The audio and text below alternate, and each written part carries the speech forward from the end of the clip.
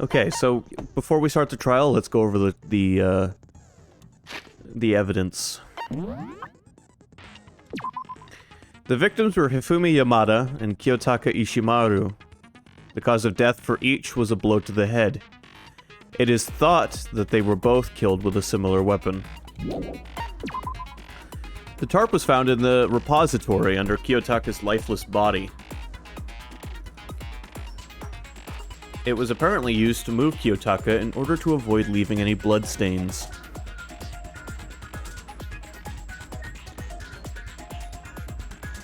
Sorry, just moving windows around. The dolly was found when the body was rediscovered in the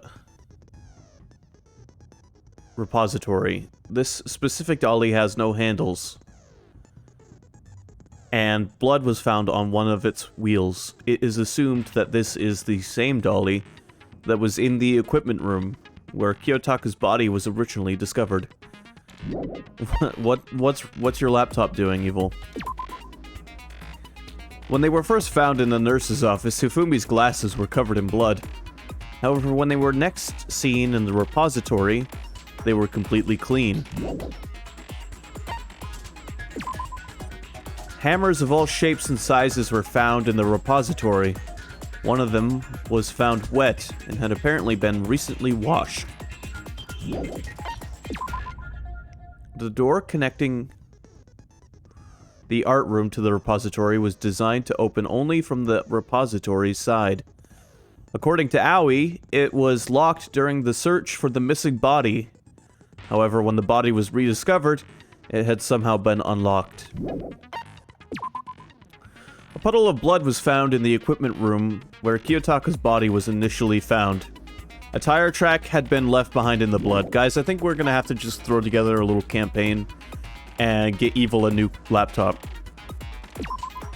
The cloth was found in the trash can in the nurse's office. It is branded with a popular cartoon character and was found with blood on it. One has to wonder if someone used it to wipe some blood away. Celeste's account. Hifumi's body disappeared when Celeste and Aoi left the nurse's office to use the bathroom. Apparently, they weren't gone for more than a minute or two. Yasuhiro's account. This is the note that Yasuhiro wrote to get everyone to meet in the dining hall. Meet in the dining hall is all it says. The handwriting is remarkably neat and clear. Robo-Justice blueprints. Those are the blueprints for Robo-Justice which were found in Yasuhiro's room. No one but Yasuhiro could have possibly fit into the costume. In addition, anyone wearing it would not be able to see their feet or bend at the waist more than 90 degrees. Wait, what do you mean more than 90 degrees? Why would you need to bend at the waist more than 90 degrees?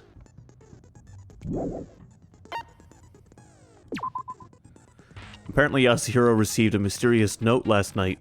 The note reads, I found a hole maybe we can use to escape. Monokuma can't find out, so don't tell anyone else for now. Let's meet in the rec room at 1 a.m. Toe touches? You're not... Okay. I want you to think about the stance that you take when you do toe touches.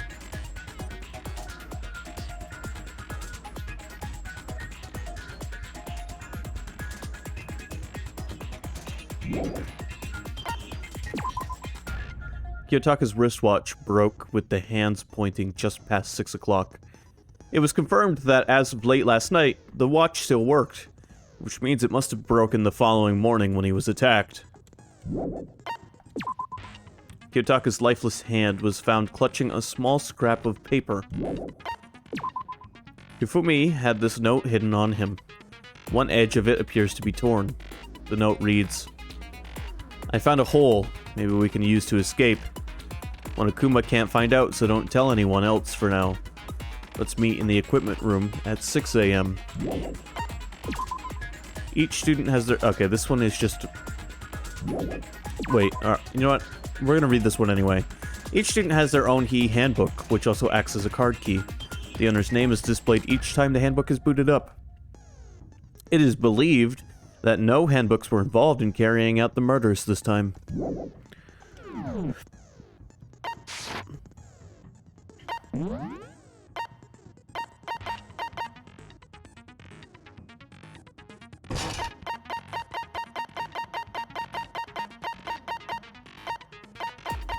Evil, let me know if your laptop keeps messing up. The only suggestion I have is to try another device and see if the errors still happen.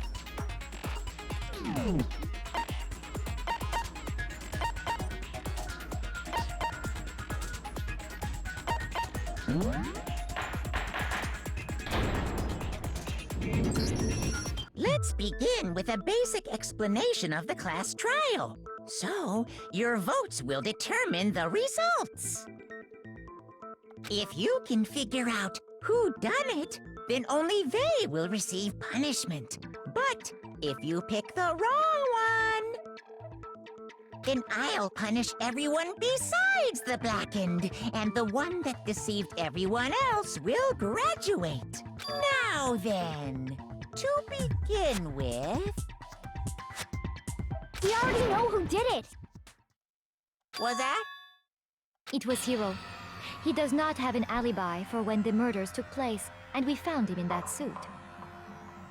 Alibi. Don't try and deny it! You killed them! I didn't! Someone knocked me out! I was asleep the whole time! I don't know anything about it! Shut your murdering mouth, murderer! Who are you calling a murderer? I am sorry to say, Hiro, but we do have evidence. Blueprints for the suit. Parts we assume were used to build it, and all of it was found in your room. You have to admit, the evidence is quite compelling. It points to you as having created the suit and wearing it while committing crime after crime. How many times do I have to tell you? I don't know! Is Hiro really the killer? Or... Before anything else, we have to make that clear. He's too stupid to be the killer.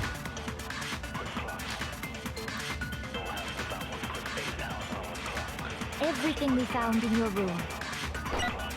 The blueprints, the suit parts, they are all proof enough that you are the culprit. I don't know anything about that stuff! It's not true! It's a conspiracy! Hiro, why? Why did you kill them? No! Just hold on a second! I mean, looking at the blueprints, that handwriting is awfully messy. If I remember right, Hiro's handwriting is... Everything we found in your room. The blueprints, the suit parts, they are all proof enough that you are the culprit.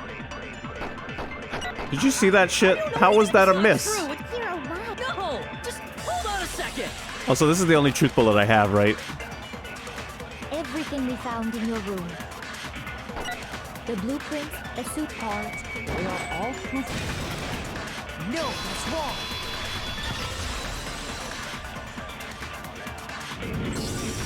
Are we sure Hiro really made those blueprints? What do you mean? Well, take a look at this. It's the note that Hiro wrote, asking everyone to meet up after Alter Ego disappeared. The handwriting's obviously different, wouldn't you say? When you compare it to the blueprints. There's no way you could think the same person made both of them. Unless that person made it a point to disguise their handwriting. Yeah, 1 week of not playing this game, and I don't remember how to play it anymore. No, the differences are bigger than that, I think. Come on! I'm not smart enough to think of trying to change my handwriting anyway. So Makoto, are you saying you don't think Hiro's the culprit? And he's not the only one. I think Hiro is innocent as well. Thank you, Byakuya. What? Then who was in that Robo-Justice suit? Is it like Hiro said? Was there really someone running around in a second suit? The suspicious individual hidden within the suit. Go ahead, Makoto. Tell them who it was. Awfully confident in my ability. And of course, he passes it off to me. So, who was in the Robo-Justice suit? The suspicious individual in question, the one that must have been in the suit, the Illuminati.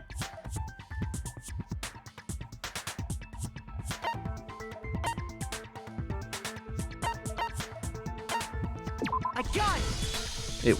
Other than Hero, 3 kids in a trench I can't coat. think of anyone else it could have been. Obviously, he was the one in that particular suit, and we never found any kind of second suit. Then there can be no doubt. Hero is the prime suspect. Oh, I love the 3 kids in a trench coat trope is good.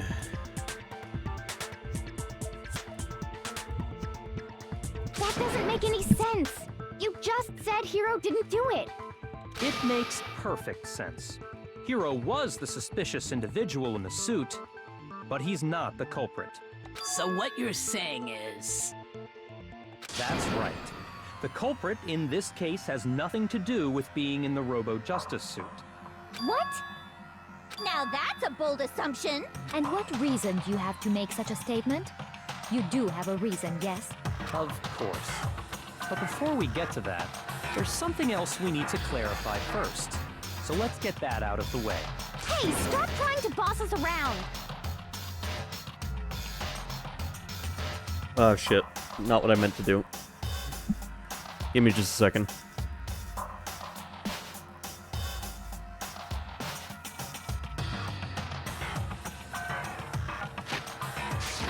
All things have a proper order. So what is it? What needs to be clarified?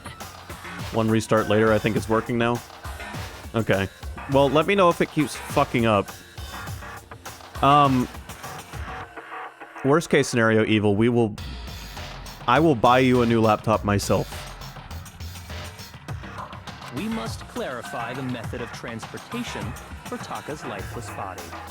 It would seem that his corpse was moved using certain particular items. Makoto, can you tell us what they were? The things that were used to move Taka's body. They must have been... the dolly. Where's the dolly? There it is. I got it! There's still one more thing.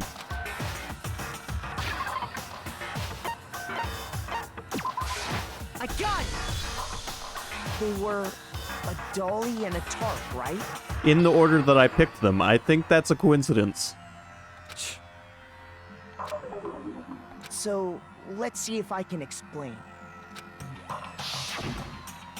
Taka's body disappeared from the equipment room, and then we rediscovered it in the repository. And when we found it for the second time, it was wrapped in a blue tarp, right? It was the same tarp that, up until then, was stored in the equipment room. So the killer must have seen it there, and decided to use it when they moved Taka's body. That way, they wouldn't leave any bloodstains while they were moving it. Okay, that explains the tarp. And the dolly? Same thing. I'm sure the dolly was in the equipment room when we first found Taka's body there. But when the body disappeared, so did the dolly. Later, when Taka's body reappeared in the repository, so did the dolly. In other words, you think they used the dolly to move the body. Am I right? Why is that the name for that device? But are you sure you are not mistaken? Huh?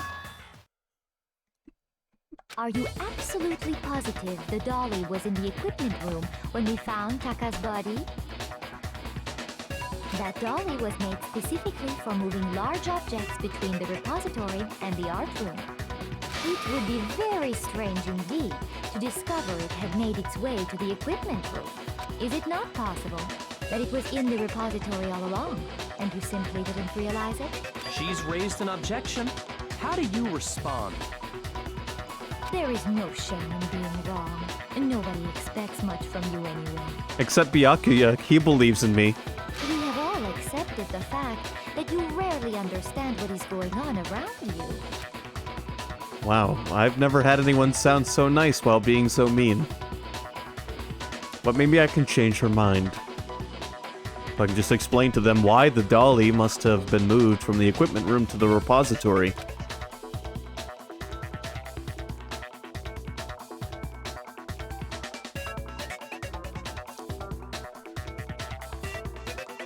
Sky Knight, I know that I like Byakuya and that you do not like Byakuya.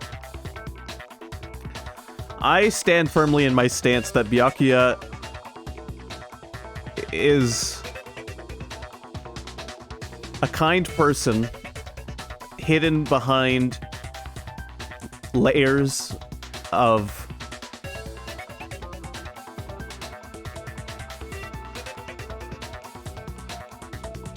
I dislike his gruff. His gruff is what I think I like about him.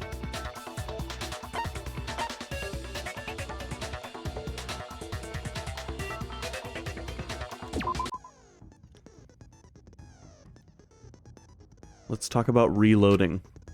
Starting with this next bullet time battle, we're going to add one more ingredient to the recipe.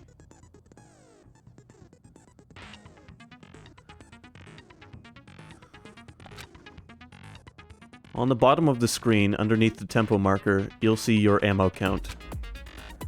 Up until now, there hasn't really been a limit on how you destroy your opponent's statements.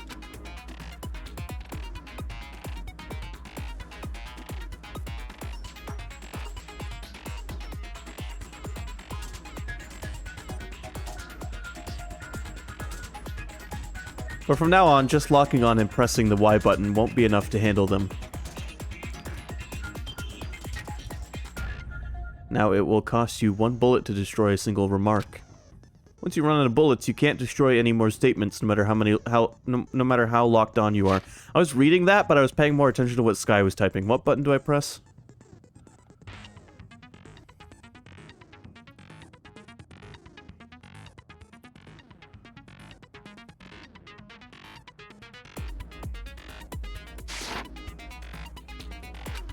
However, you can reload by pressing the X button. Got it. Just like locking on, you'll have to press the X button in time with the tempo marker.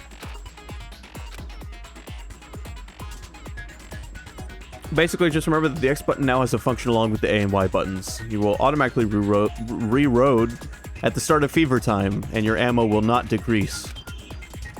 Oh, but if your action difficulty is set to gentle, you won't have to reload at all. In which case you can ignore everything I just said. Well then, good luck and have fun. I think my favorite thing about Byakuya is that he doesn't waste time with saying what's on his mind. You have it wrong. I cannot agree. You are a fool. So pathetic. Lies will get you nowhere. Do your worst. Away with you. You miserable wretch. I cannot agree. You are a fool. Lies will get you nowhere. Do your worst, you miserable wretch. You have it wrong. I cannot agree. You are a fool.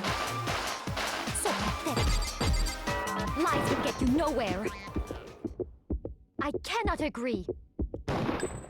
This should prove it.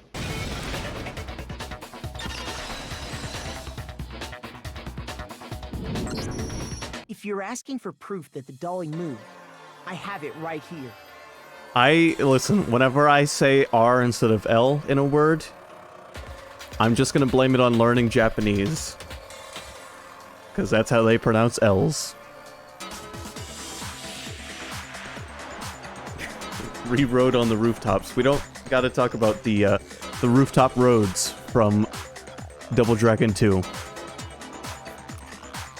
When I found the dolly in the repository, one of the wheels had a blood stain on it. There was a pool of blood in the equipment room with a tire mark in it that matched the dolly wheel's tread. The killer probably rolled the dolly through the blood on accident as they wheeled the body out of the room. And as the blood dried on the tire, they moved the body into the repository. So there's my proof that the dolly was used to move Taka's body. Jeez, does Celeste really hate me that much? Well, anyway, that was just something we had to get out of the way. Let's get back to the main subject. Yeah, the subject of how Robo-Justice didn't do it. Because if it's not a killer robot, then what kind of robot is it? I'm not sure that really matters. I'd be happy to explain why the occupant of the suit couldn't possibly be the killer. If you look back on how the body was transported, it will become immediately obvious. If I look at how the body was moved, it'll be clear why the person in the suit couldn't have done it. What does he mean? Think, dude. Can't bend more than 90 degrees. Apparently not everyone has monkey arms that they can use to touch their toes without bending more than 90 degrees. As we know, Taka was killed in the equipment room. And from there, the body was moved to the repository, correct? Yeah, the culprit wrapped the body in the tarp, then loaded it onto the dolly and wheeled it off, right? Now, keep in mind that the dolly doesn't have a handle. Well, yeah, but even without a handle, all you'd have to do is bend over. Oh, really? Then you could push the Oh, dolly, fuck. no problem. So the killer just incarted the body. If you accept, then you must realize that who— sorry, I don't think I realize anything. I'm not a very good shot. As we know, and from there, Yeah, the culprit then loaded it onto... Now, keep in mind that the Well, yeah, but even without it, all you'd have to do is bend over. No, it's wrong.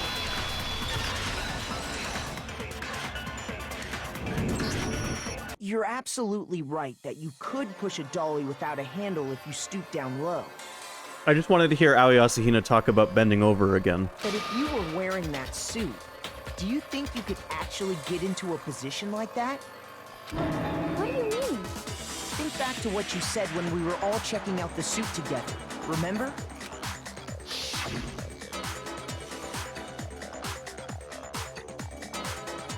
I'm blind as a bat in here. Can't see my feet at all.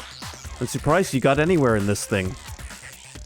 I'm telling you, it wasn't me! And not to mention, you totally can't bend at the waist. Seems like a pretty obvious oversight. When you're in that suit, not only can you not see your feet, but you can't even bend at the waist. Am I right about that? Now that you mention it, yeah. It seems like it'd be awfully hard to push that dolly if you couldn't bend over. Well, what's to stop you from simply pushing the dolly with your feet? When you can't even see your feet? You really think someone could kick the dolly all that way? Yeah, it'd be totally impossible. Not that I can say for sure myself. on top of that, if you were wearing such a rigid, cumbersome suit, it's very unlikely you would have the dexterity to go about wrapping the body in a tarp. Well, I mean, isn't that just a matter of taking off the suit when you're ready to move the body? There's absolutely no chance that the costume was taken off just to move the body because you can't take it off by yourself. I got it! I don't think taking off the suit was an option. If you remember... It's like a chastity belt. I don't know what's up with this thing, but I can't actually get it off. A little help? Sounds like a date song. Can you help me take off my suit? Why would you make something that you can't take off by yourself? I didn't make the stupid friggin' thing! There's a clasp on the back that's keeping you from getting it off. Looks pretty sturdy. I don't think you can get it off on your own.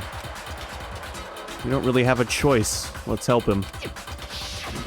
That's true. It seems impossible to put the suit on or take it off without help.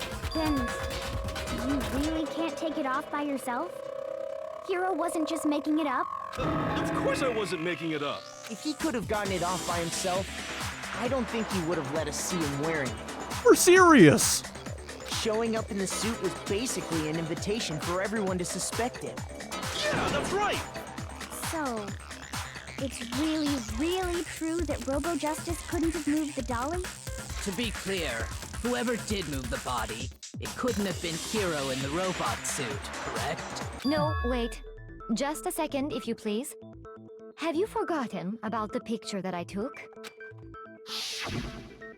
You all got a good look at it, did you not? The image of Hifumi being dragged away by Robo-Justice? If whoever was in that suit is not the culprit, how do you explain that? Besides, do you remember what the now deceased Hifumi said? I have the perfect date song already. It's called Gorilla Grip.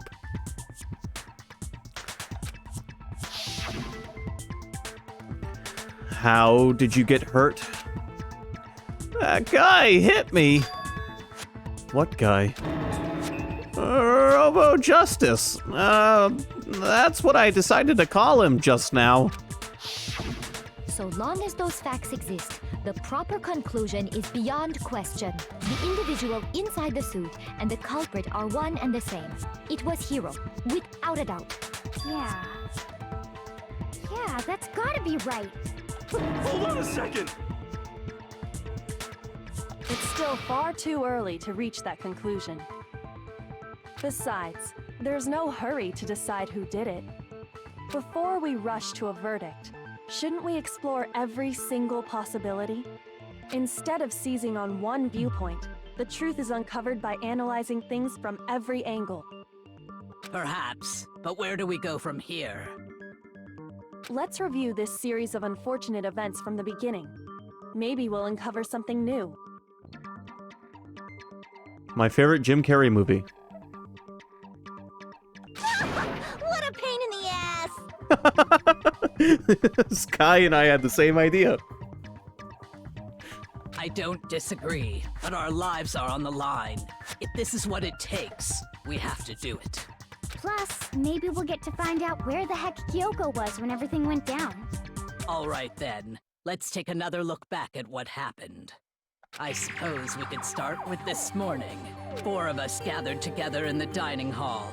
Makoto, Hina, Kyoko, and myself. We waited there for quite a while, but nobody else showed up. So we went to look for everyone. That was around 8 a.m. And as soon as we split up, Kyoko went missing. Soon after that, Hina found Celeste in the rec room and quickly came to get Makoto and me.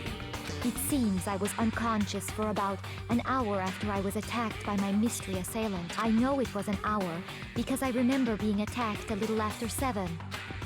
Oddly specific. That was when we saw Celeste's picture and discovered that her assailant had been wearing a strange costume. As it turns out, it was Robo-Justice. It also soon became clear that this same Robo-Justice had abducted Hifumi. We were soon joined in our search by Byakuya and Toko, and then went on to find Hifumi in the library. He was injured, so we took him to the nurse's office and resumed our search for the suspect. But not long after leaving the nurse's office... What's wrong? I saw a shadow. Something moving around at the top of the stairs. When Celeste told us that, we decided to split up and search the second floor. And soon after that, I saw someone moving around on the 3rd floor, and I yelled out to everyone as soon as I did. Celeste, what's wrong? That was a rather intense scream for someone like you. I saw him, the strange costumed man. He ran off as soon as I screamed. I was blocking the stairs, so he headed further down into the hallway and disappeared. and then... I'm not doing the scream.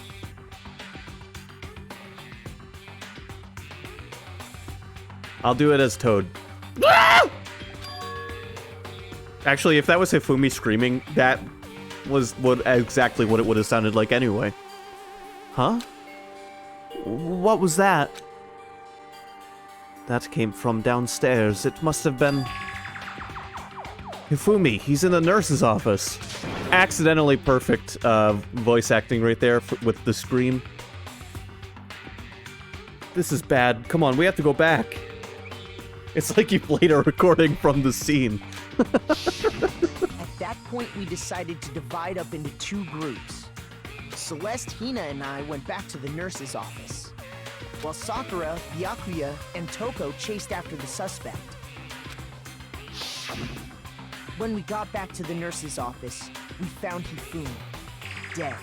And that's when we heard the body discovery announcement.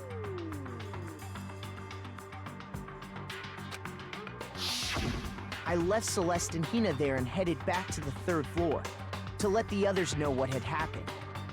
I react to Hifumi's death. Wow, I can talk today. Like Willy Wonka would. Meanwhile, we had just discovered Taka's body in the equipment room. We must have found both bodies at almost exactly the same time, because we heard the same announcement not long after we discovered his body. And that's when I told you guys about Hifumi. Then the three of us headed for the nurse's office. But right after we left the physics lab, we ran into Celeste, who'd arrived after us. And she told us something very surprising. Willy Wonka had no patience for kids being, brats. I like how the closed captions put a Z on brats. That's excellent.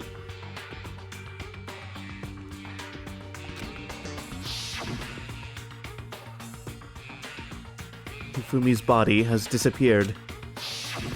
We rushed back to the nurse's office and saw that she was right. Then we remembered we'd left Toko passed out in the equipment room, so we hurried back again.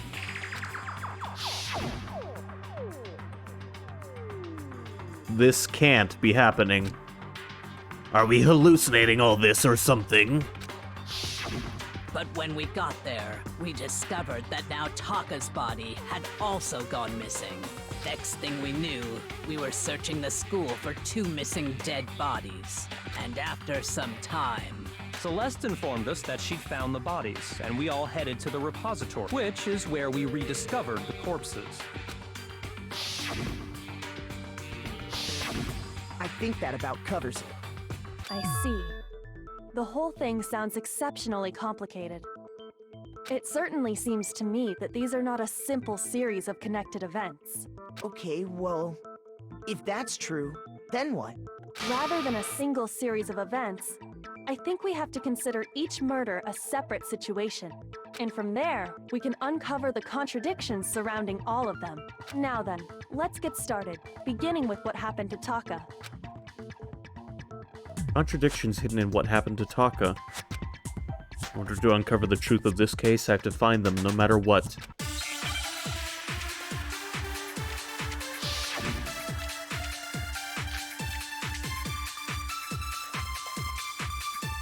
Alright, hold on. It's getting cold in my apartment. I gotta turn my heater on.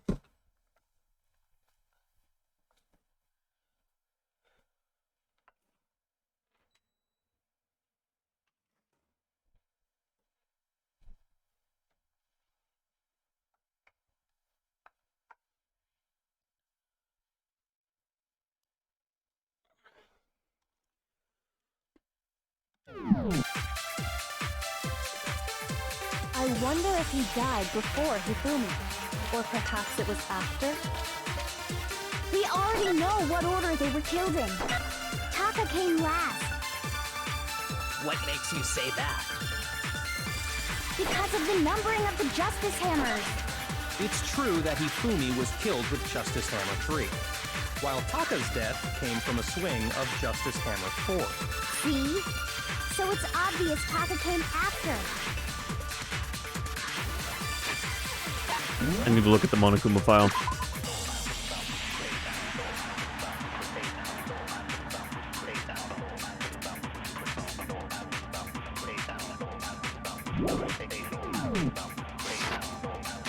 The Justice Hammers were numbered, but were they really used in that order? So, Regarding, I wonder if he died before perhaps it was after. We already know what order they were killed in. Taka came last. What makes you say that? Because of the numbering of the Justice Hammers. No, that's wrong. Shoot! So, I wonder if, or perhaps it was after. We already know what order they were killed in. What am I... Wait, actually. Shoot! Is this one of those situations where I have to grab... So, I forgot about this. Or perhaps it was after. We already know. Sky Knight, there's too many buttons now. Taka came last. What makes you say that? Because of the numbering of the Justice Hammers. No, that's wrong.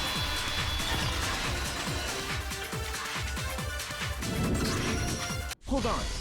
There's no reason to assume that the hammers were used in the same order as their numbers. If anything, that's just another way the killer tried to disguise their actions. I'm gonna be honest with you, I completely forgot that we could absorb a statement to use as a bullet. We've only done it like once beforehand. So you're saying the culprit wanted us to think the hammers were used in order, but in reality, Taka was killed before Hifumi? Okay then, let's see the proof. Evidence that proves Taka was killed before Hifumi. There's something that relates to what he must have done, to what time he must have died.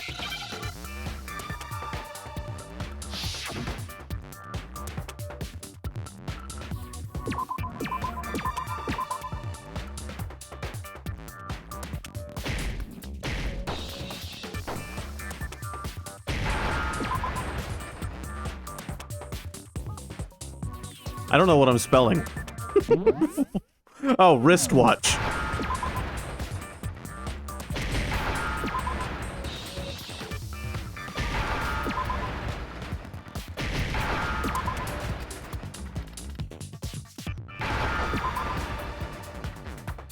Now I understand. I tried to just let the Force guide me on that one. See? Look! It broke with the hands pointing just past 6 o'clock. It must have gotten broken when he was attacked by the killer. Because as of last night... Hey, you! How long were you gonna keep us waiting? Taka's irritated voice pierced the air as he stared pointedly at his wristwatch. It's almost 10 o'clock, you know that? Bedtime for all the little boys and girls. So if it wasn't broken after 6 last night, then he must have been attacked around 6 this morning.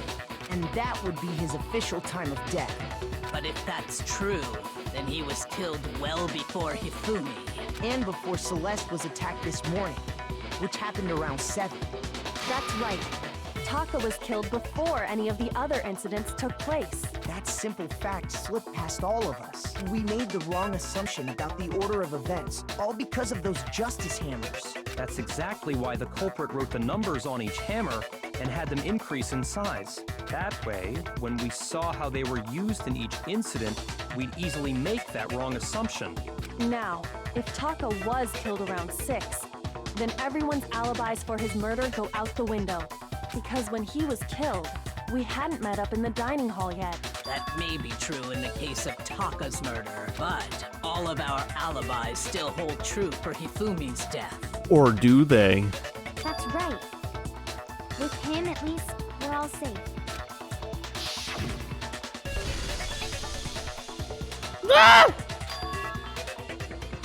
Huh? What was that? That came from downstairs. It must have been... Hifumi, he's in the nurse's office. This is bad. Come on, we've got to go back. When we heard Hifumi screaming, we were all together. Except for Hiro and Kyoko. Then we all ran down to the nurse's office, and that's where we found his body. That's totally true. We're all in the clear. Oh, I know! They must have recorded him screaming on a tape or something, then played it later on. Yasuhiro, I need you to stop smoking weed before we come to these.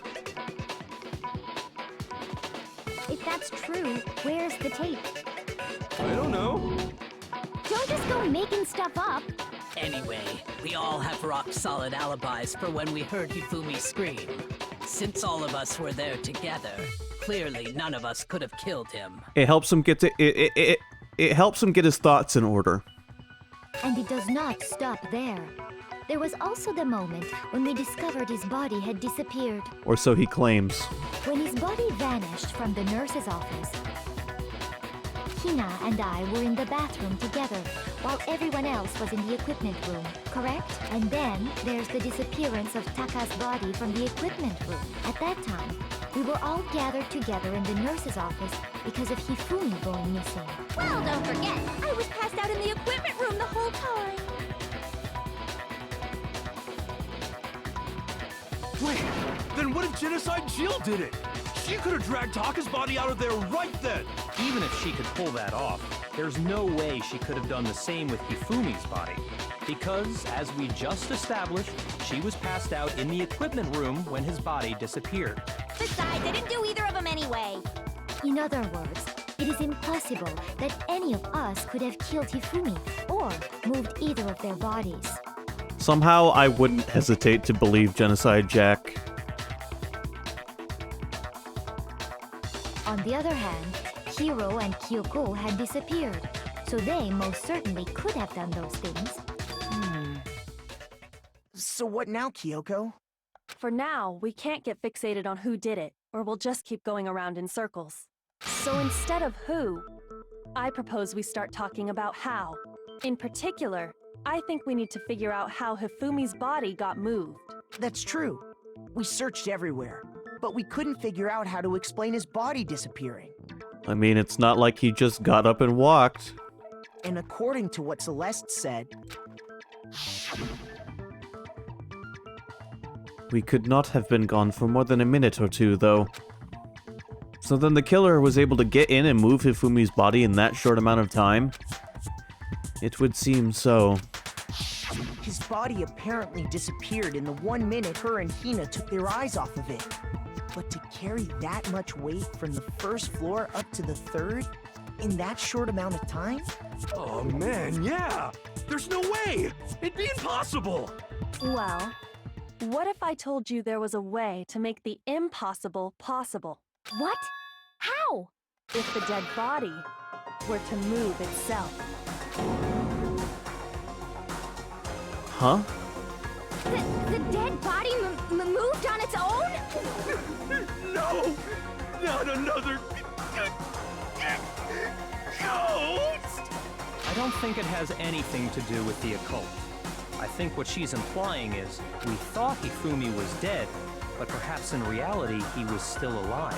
He was alive? Are you saying Hifumi wasn't carried out of the nurse's office, but simply walked out on his own? But I mean, we found his body. He was dead. Perhaps he was simply playing dead. That it isn't possible. The idea that Hifumi was still alive. Is it really possible?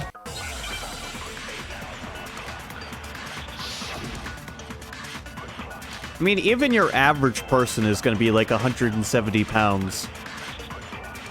That's a lot of weight. Are you saying that when we first found Hifumi in the nurse's office, there's a chance he was actually still alive? No, it is impossible. Hifumi was dead, without a doubt. And you know that how? Surely you heard the body discovery announcement along with the rest of us. Hifumi's dead body had been found. And that is why the announcement was made. Are we really so sure about that? Maybe the announcement was intended to signal someone else's discovery. I'm sure the body discovery announcement was only made once. But Hifumi and Taka's bodies were discovered at almost exactly the same time. Are you saying that when we first found Hifumi in the nurse's office, there's a chance he was actually still alive? No, it is impossible. Hifumi was dead, without a doubt. Oh god, that lost my And you know evidence. that how? Surely you heard the body discovery announcement along with the rest of us. I hope I'm on the Hifumi's right dead case here. body had been found. No, I didn't want that one. Is why the announcement was made. Are we really so sure about that? Maybe the announcement was intended to signal someone else's discovery.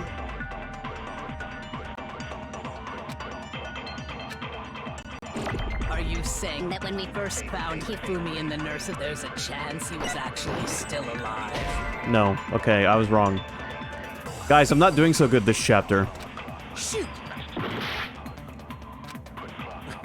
Are you saying that when we first found Hifumi and then there's a chance he was actually still alive? No, Hifumi was dead, and you know that. Surely you heard the body discovery of Hifumi's dead body had been found, and that is why the announcement. Are we really so? Maybe the announcement was intended to signal someone else's discovery.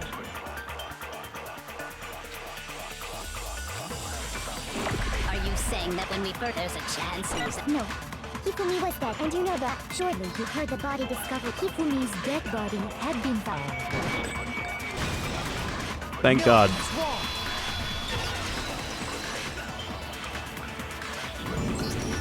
Was the body discovery announcement that was made really intended for Hifumi? Of course it was. The announcement played right after we discovered his body. Maybe. But that was also the same time that Taka's body was found. That's right. It wasn't long after finding his body that we heard the announcement.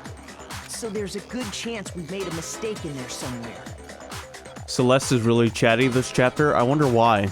I think we've confused whether the announcement was for Hifumi or Taka.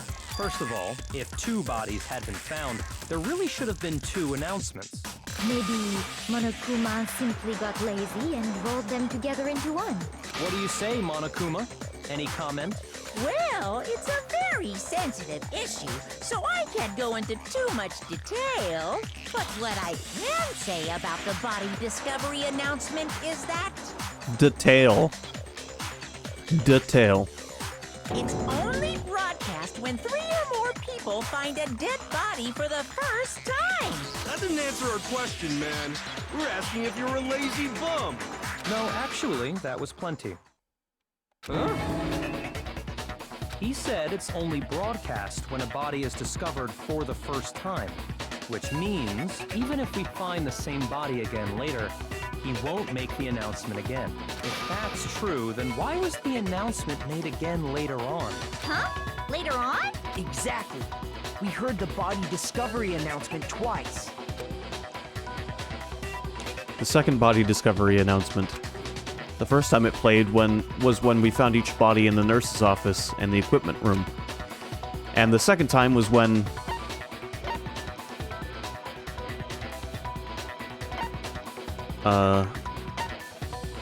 both bodies were rediscovered. I got it! We heard it a second time in the repository, when we rediscovered the 2 bodies. Sorry, I got distracted by Sky mentioning how long Genocide Jill's tongue is.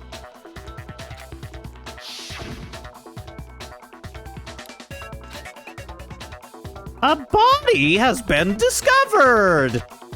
After a certain amount of time, which you may use however you like, the class trial will begin. It didn't seem weird at the time, but It's it like- contradicts what Monokuma just told us, doesn't it? It's like the final baddie from the Resident Evil movie. Well, you know, remember Resident Evil 2 when we played that? Those creatures that crawled around on the ceiling? Those have lengthy tongues as well, and they're called lickers, so... Yeah, lickers. That's their official name, by the way. Exactly. If we were actually rediscovering both bodies, the announcement shouldn't have played. And in reality, when the 2 dead bodies were rediscovered, one of them was actually being discovered for the first time. So, when we found Hifumi the first time in the nurse's office, he wasn't actually dead yet, meaning he wasn't actually found dead until we came upon him in the repository.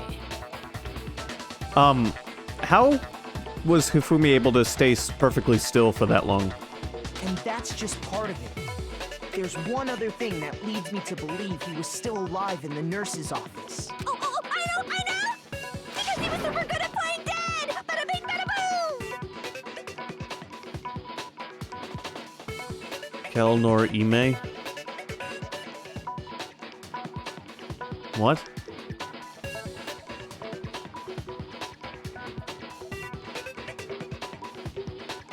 That is the worst logic I have ever heard. But honestly, I do not think there's anything that can prove he was still alive. Okay then, let's take another look at the events surrounding the discovery of his body. Then it should become clear whether he was really alive or not. This whole thing is pointless. There has to be proof that shows Hifumi was still alive. I have to find it and show it to everyone. Evil, I'm sure you know who did it. I know who did it, and I know Sky knows who did it. I remember this one being fairly obvious. Well, here's one thing we do know. The first time we found Hifumi's body was in the nurse's office. And then, while me and Celeste were in the bathroom, his body disappeared. And the I didn't mean to next shoot time that. we saw his body, it was in the repository. But when you compare his body before being moved and his body after being moved, other than the change in how it was positioned, there was no notable difference. No, it's wrong. Easy one. In fact, there was one clear difference between Hifumi in the nurse's office and the repository. His glasses. That fact alone proves that he was only playing dead in the beginning. Perhaps you'd like to fill the rest of us in? When we found Hifumi in the nurse's office, his glasses were covered with blood. But when we found him again later in the repository, they were spotless. And I found the item he used to wipe them clean in the nurse's office trash can. The evidence I found in the trash can in the nurse's office was...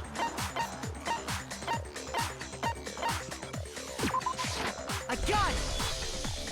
It was a glasses cleaning cloth featuring a certain cartoon mascot. Listen, I'm not against having a sight and emote.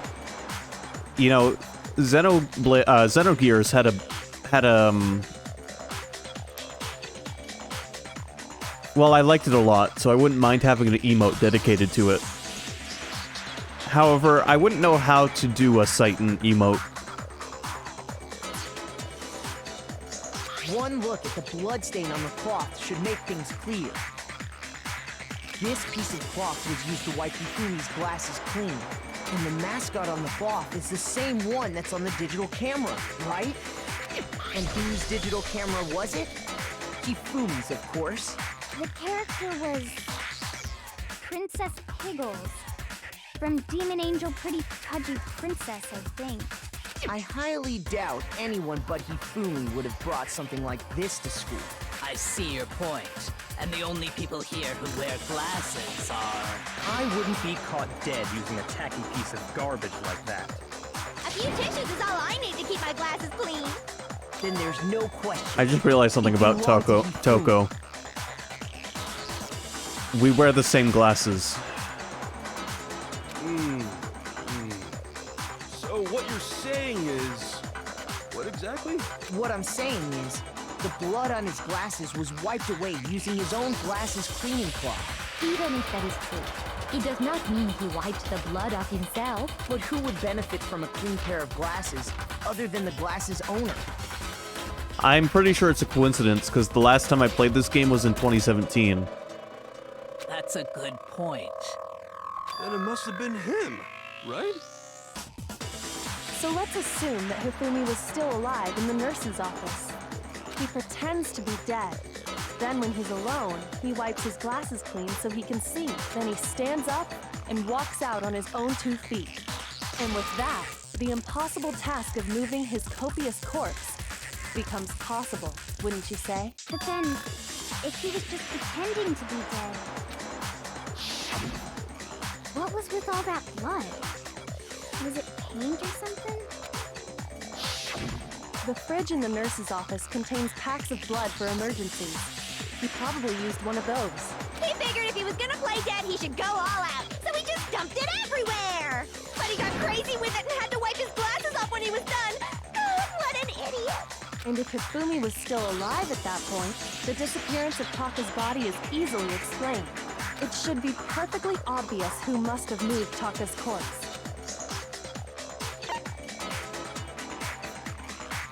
I got it! It could only have been Hifumi. While we were all gathered in the nurse's office, he went to the equipment room and took Taka's body. That also explains how the door to the repository got locked. The door was locked? Well, after the bodies disappeared, we all went looking for them, right? So me and Sakura headed for the repository. But when we got there, the door was locked. And the repository door can only be locked from the inside, which means when Hina and Sakura got to the repository, someone was already inside. Take the script for this trial and replace repository with suppository. And it could only have been Hifumi, who just finished stashing Taka's body there. He convinced us all he was dead, and when he saw his chance, he dragged Taka's body to the repository. So, Hifumi wasn't just another victim in this case. He was one of the assailants. But that means he took part in the murders. I just can't believe it. If you're having trouble, would you like me to show you one more piece of evidence? There's more? Oh, absolutely. The single biggest fact pointing to his involvement has yet to be revealed. You know what I'm talking about, right, Makoto?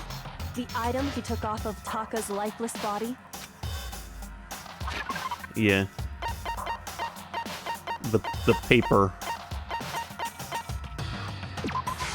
I got it! You're talking about the note Hifumi had hidden away, aren't you? Hidden note? That's right. We found it stuffed in his pants. What? In his pants? Yes, his pants. 3 very different reactions. Okay, well, forget about the pants for now. Take a look at what the note says. I found a hole maybe we can use to escape.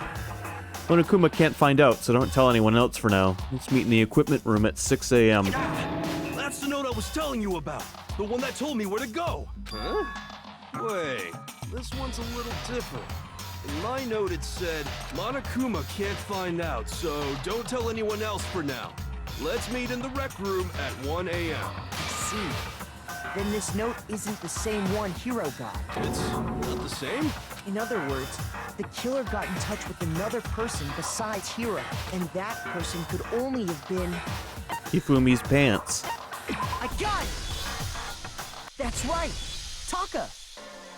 The killer used this note to draw out Taka and murder him. Hello? Over here! Objection! Objection! I don't really understand what's going on, but Hifumi had that letter, right?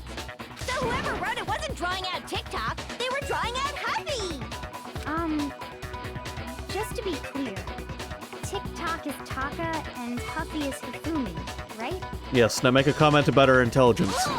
Yes! Why must you ruin it every time? Man, Genocide Jack is seriously scary, but still, I can't let her get to me.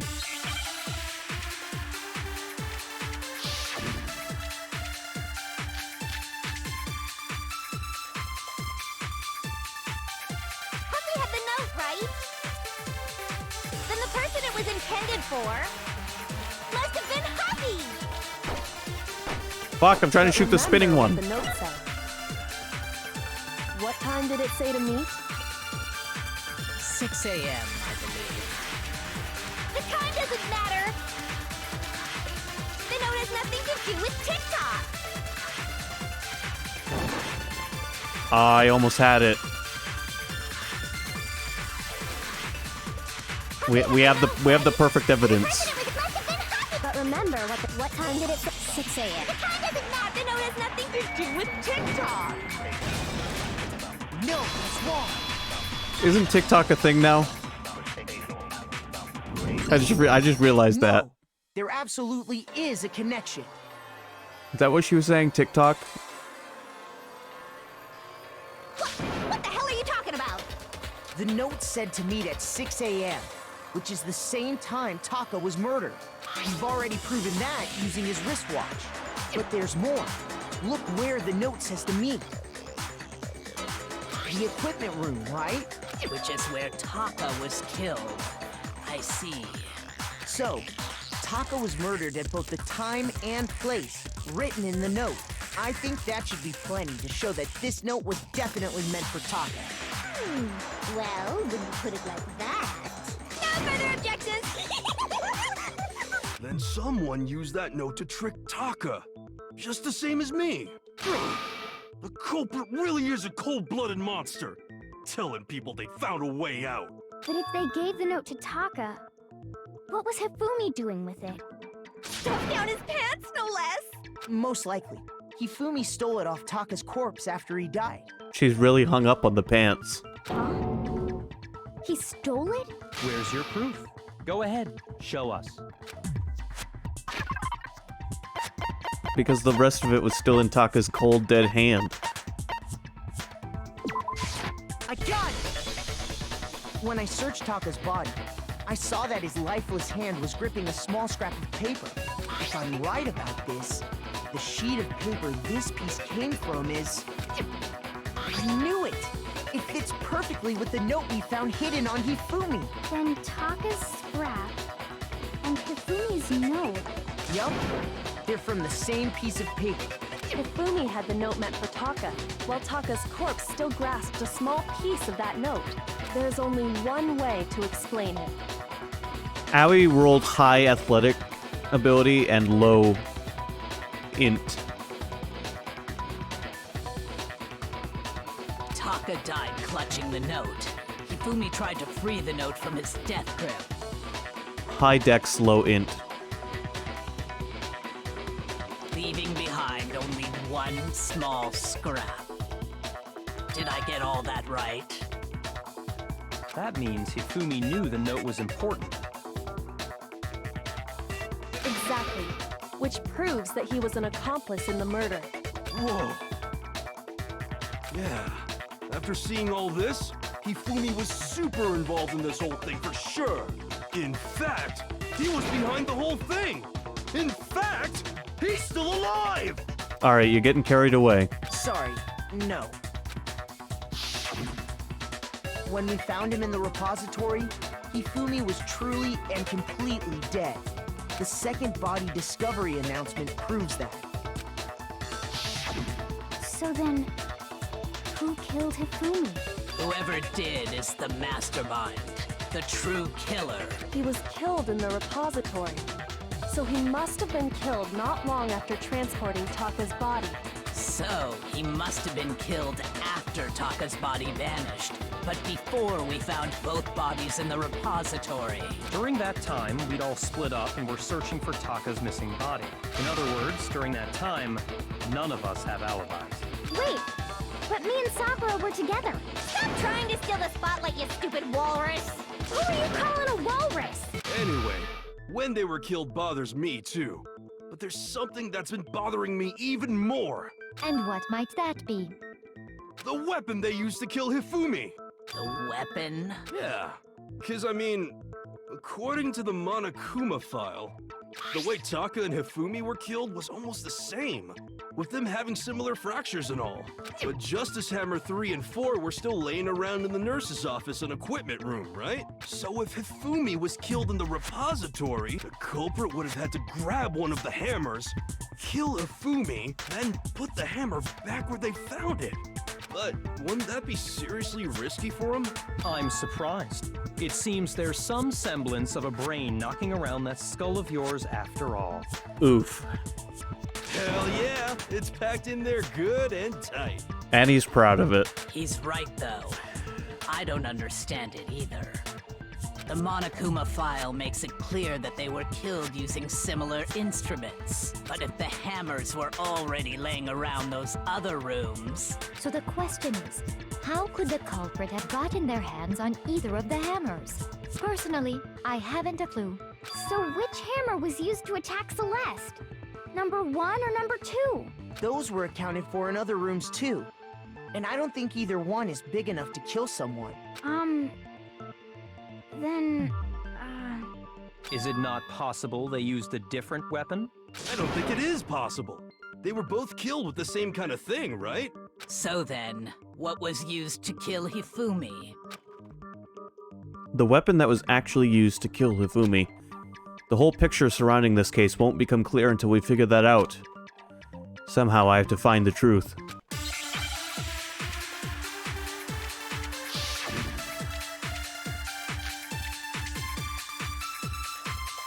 What was used to kill Hifumi? Was it Justice Hammer 3? Maybe Justice Hammer 4? Well, whatever it was, there's one thing we have to figure out. How was the culprit able to move around so freely with the weapon? How did nobody witness them carrying it? sounds like a Justice Hammer 5 is about to make its appearance! Check out murdergear.com/hammertime for more info! Well, one thing seems pretty clear.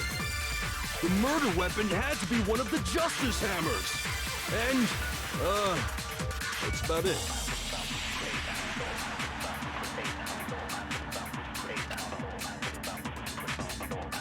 I think I know what to do. What was used to... Was it just maybe Justice... Well, there's one... How was the culprit? How did nobody... Sounds like a Justice Hammer! Check out murdergear.com! Well, what? The murder weapon had to be one of the... Gotcha. See, now I'm playing. The murder weapon wasn't a Justice Hammer at all. No, it was something completely different. Except it was also actually still a hammer. But, seriously? A different weapon? Specifically, a hammer from the repository. The killer could have easily used that to kill Hifumi. Now, all the hammers in the repository were covered in flecks of grit and debris. But for some reason, one of them had been scrubbed clean. Huh? And the reason it had been scrubbed clean was most likely because it was used to commit murder. If the hammer got covered in Hifumi's blood, of course they'd have to clean it off. I'd also like to point out that the repository has all kinds of hammers. Big ones, small ones, Long ones, and even some flat mallet-like ones. short ones. I think whoever made the Justice Hammers used those as a basis for their design. Thick ones. If that's true, that would explain the Monokuma file's note about the wounds being similar. So Hifumi moved Taka's body to the repository, where someone then used a hammer to kill him. And whoever did that is the true killer. The one Hifumi was working with. And the one who betrayed him. Hold on a moment. I still think it's strange to assume someone was working together with him. The way the graduation rule works, there is no benefit to helping someone else carry out a murder. So the idea that anyone would work together like that is simply ludicrous. We talked about this, did we not? We did talk about how there wouldn't be any reason for anyone to work together. At least that's what we thought at first, but... Hifumi was a simp.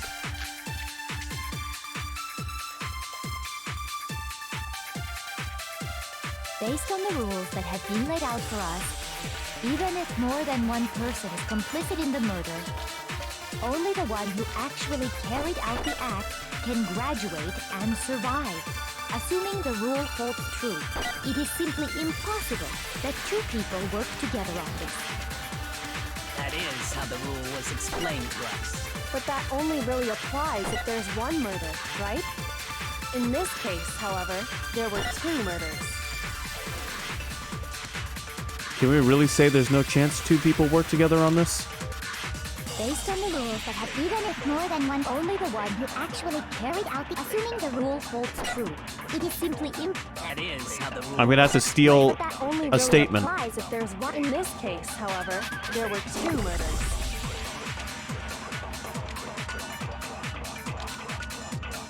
based on the rule, even if more than one, only the one who actually... Assuming the Rule holds true. Gotcha.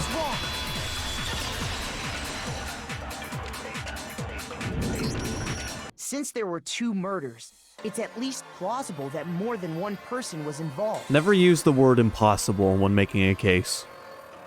What do you mean? If there'd only been one murder, then yes, the idea of an accomplice isn't really worth considering.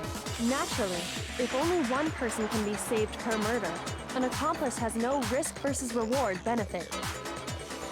Risk versus reward benefit? The payoff for working together.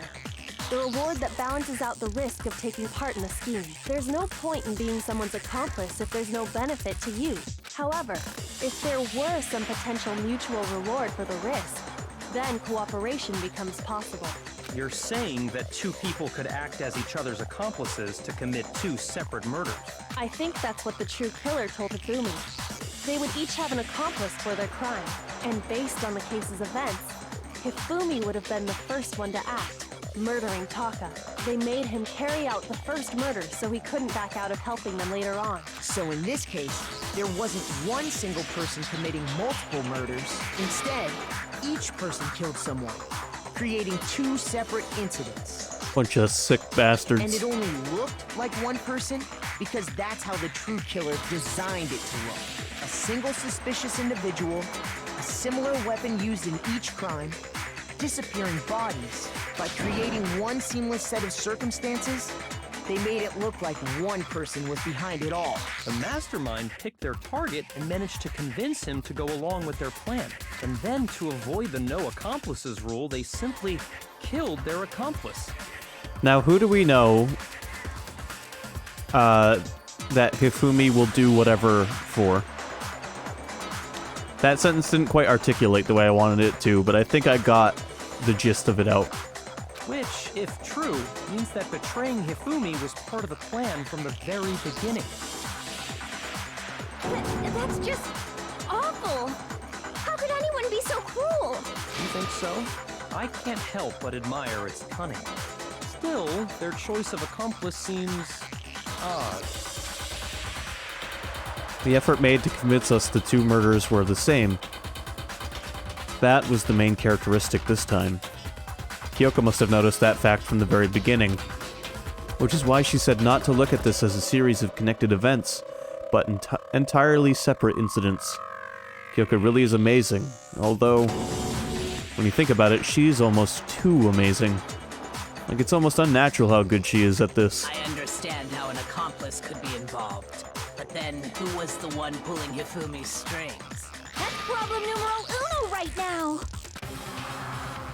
True Killer manipulated Hifumi to carry out a number of actions, and in the end, murdered him. In the debates up till now, the way the case has unfolded, when you consider all that, there's really only one person who seems to fit.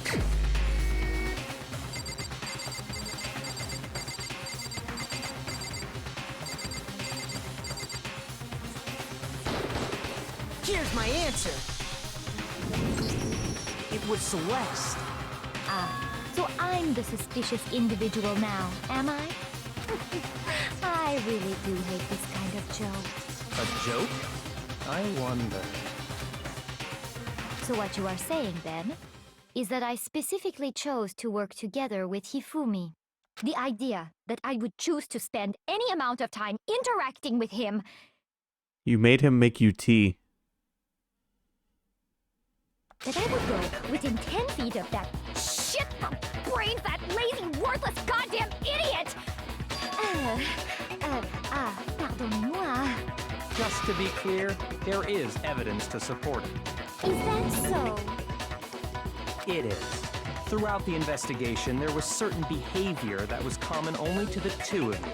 Considering what we've learned so far, it only further proves that the two of you were working together. What it is that only Hifumi and Celeste had in common. I got it! The behavior they had in common has to do with the suspicious individual in the suit, doesn't it? The only ones who ever actually saw Robo Justice firsthand were Celeste and he... Shush. The Sorry. adults are talking now. Finger twitched. Sorry. As he said, only Celeste and Hifumi ever laid eyes on the costumed individual. If we accept that Hifumi was one of the culprits, we can't help but suspect what Celeste has said as well. Are you saying everything they told us was a lie? After taking Hifumi to the nurse's office, we all began our search for this individual, correct? And not too long after that, do you remember what Celeste said? I saw a shadow. Something moving around at the top of the stairs. We headed to the second floor specifically because of what she claimed to have seen. Next, to draw us all to the physics lab up on the third floor, She let out a blood-curdling scream. and when we'd all come to see what was wrong, what was it she said? Celeste, what's wrong? That was a rather intense scream for someone like you. I saw him, the strange costumed man. He ran off as soon as I screamed. I was blocking the stairs, so he headed further down into the hallway and disappeared. Once she'd done her job of getting us all up to the physics lab, it was time for her partner to get to work.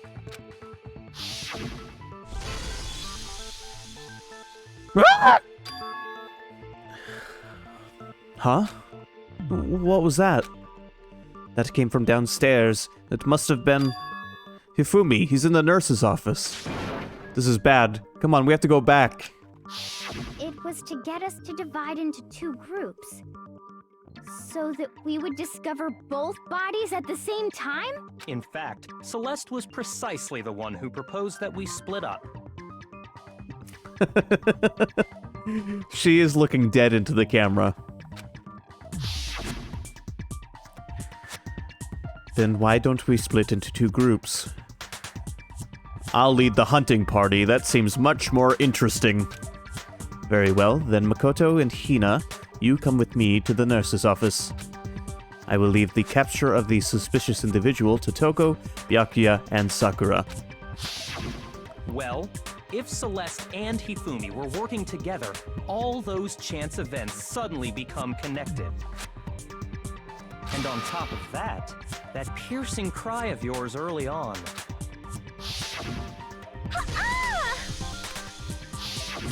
That was to signal Hifumi, wasn't it?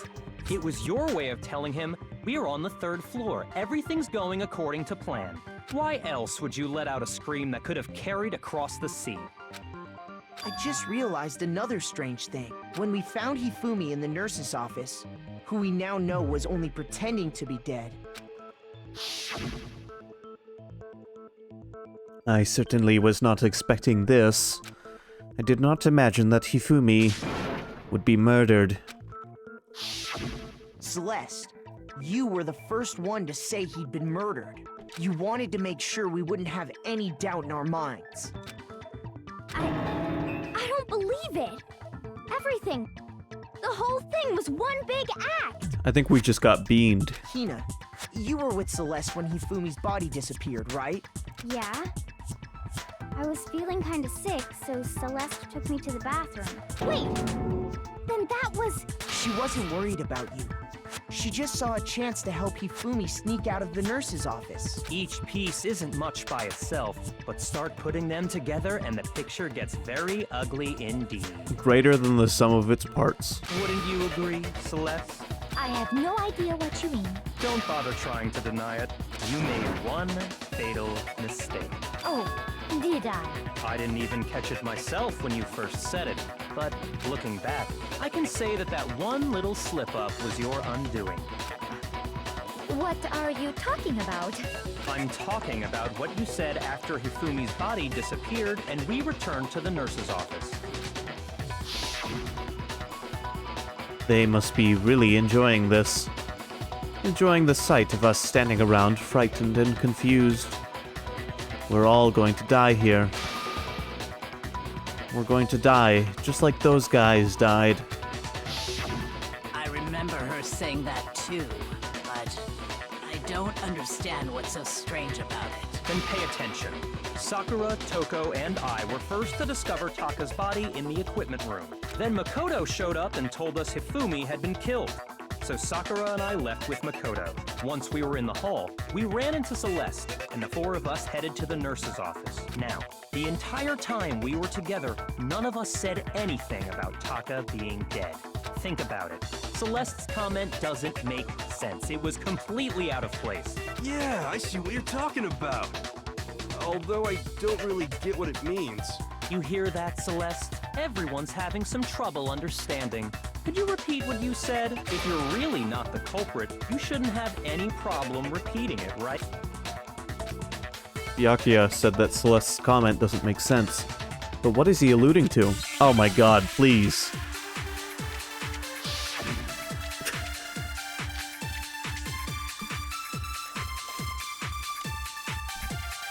All I said was, they must really be enjoying this.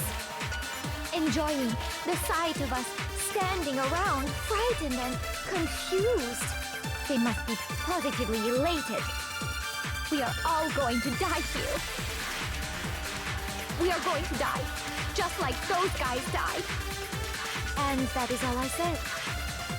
And that's all it takes to finish this. It's obvious, isn't it, what was so strange about Celeste's comment? When she said that, she should have only known about Hifumi's death. But then with that in mind, what's so strange about what she said is... I get what she said is strange, but how do I highlight it? That's the issue. What do I use to contradict it? Enjoying the sight of us standing around, frightened and confused. They must be positively. We are all going to die here. We are going to die, just like those guys died. Yeah, I didn't think so. Shoot. Us, says Sky. We'll try us. All I said was Wait. they must really enjoying the sight of us standing around, frightened, and they must be. Well, here's the thing, right? We are all going to die here. We are going to die, just Fuck. like those guys died. Not what I wanted to do. Those guys is the contradiction. Like, that's the mistake on what she said. But what do I fire at it? And that is all I said. And that's all it takes. What was so strange about Celeste's comment? Unless I take that and fire it at what he said. All I said was they must really be enjoying the sight of us. They must be. We are all going to die. We are going to die, just like those guys died. And that is all. And that's all it takes. What was so Strange about Celeste's comment? Capture Byakuya's statement. I'm just doing it backwards. Don't mind me. All I said they must really enjoying the sight of us. They must be. We are all going to. We are going to die. And that is all. And that's all it takes. What was so strange about Celeste's comment? Jesus. All I said was they must really enjoying the sight of us. They must be. We are all going to. We are going to die. Just like... No, that's wrong.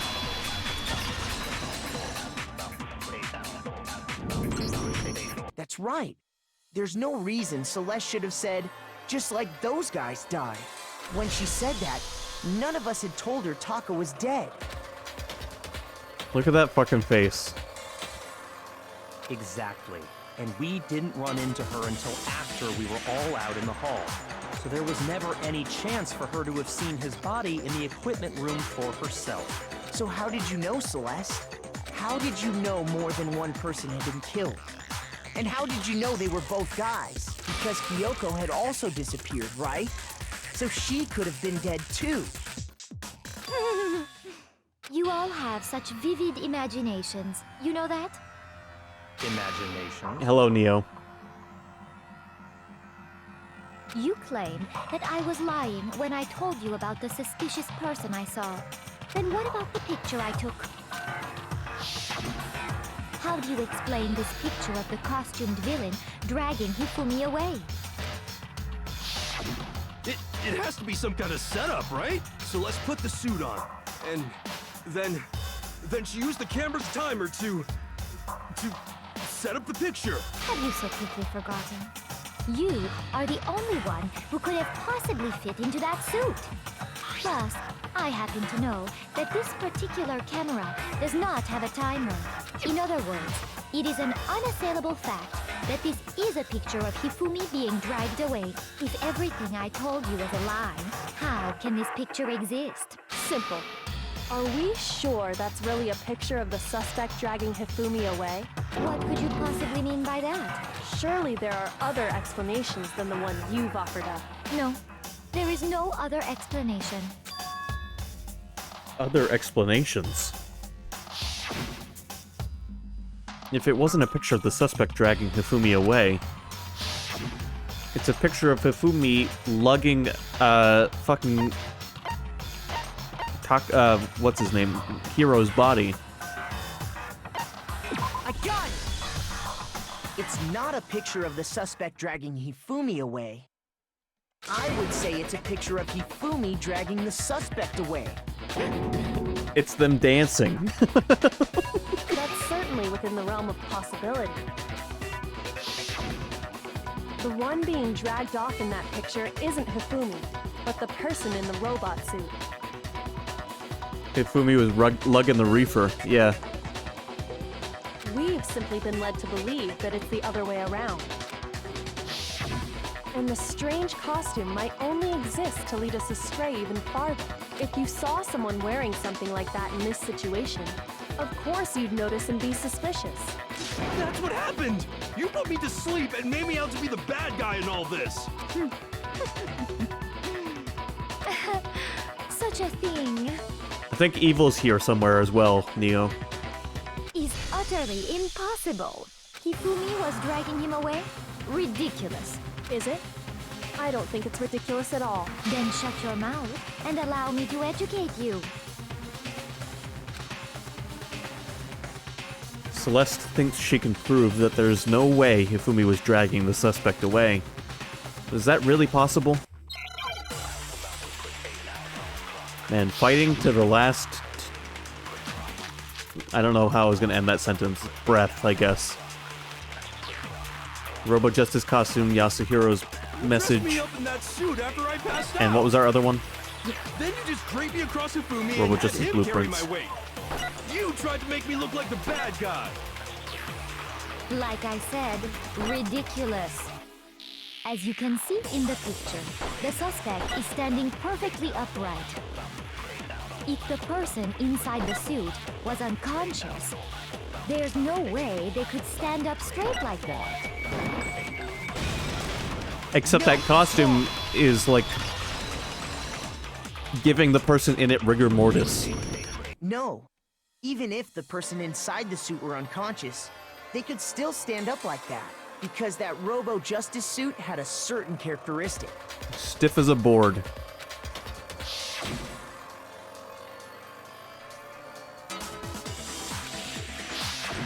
That's right! They totally made a mistake when they made it, so it couldn't bend at the waist. I'm not so sure that was a mistake. I think the suit was designed from the beginning to be used the way it was. Look at that face. Celeste and Hifumi took the suit they'd specially designed and stuffed Hiro into it. That's how they were able to fake that whole thing. The point of it all was to make us believe whoever was in the suit was to blame. Well then, I suppose this is checkmate. Checkmate?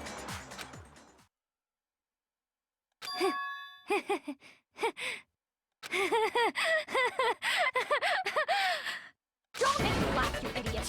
What do you mean, checkmate? Celeste? Clearly, you want to cram me into your little guilty box. Well, there's one little problem. Have you already forgotten what Hifumi told us as he lay dying? Hey, Hifumi. Who was it? Who attacked you? Who tried to kill you? Who killed me? That's right. I remember their name. Yasuhiro. When we asked him who had attacked him, his answer was quite clear, was it not? He said, and I quote, Yasuhiro.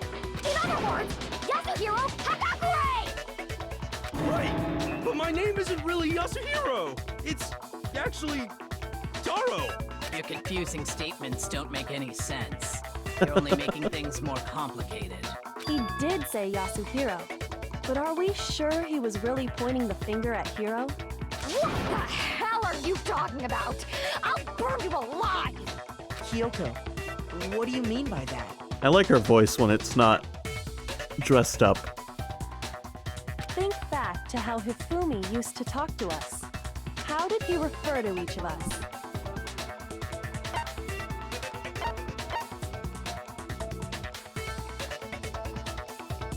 I got it! That's right! Our last names! He called us all by our last names! Exactly. I know I heard him say Mr. Naegi more than once, for example. So if Hifumi did mean to say Hiro's name, he would have said his last name, Hagakure.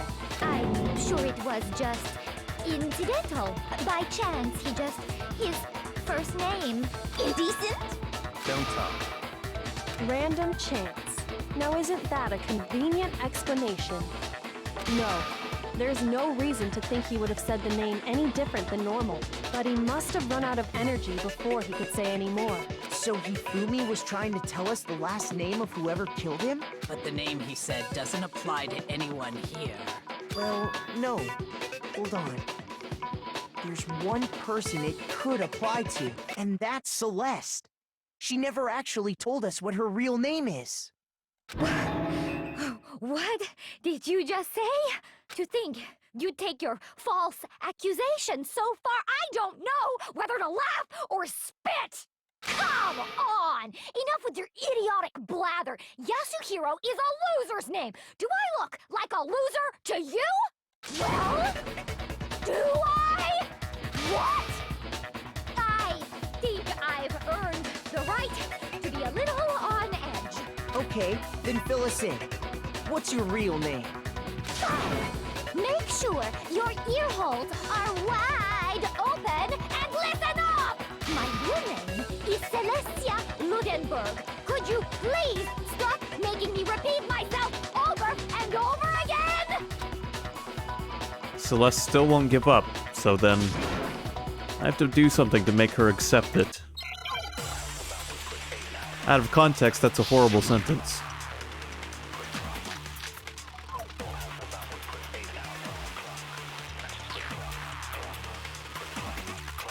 Hifumi was trying to tell us something. He wanted us to know the killer's last name, Yasuhiro.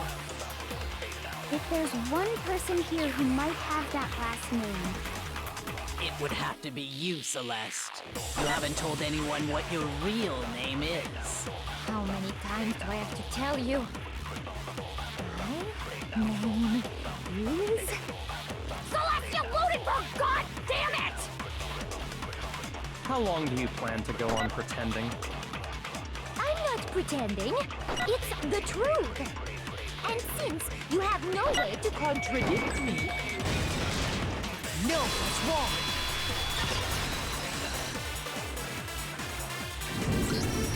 That's it!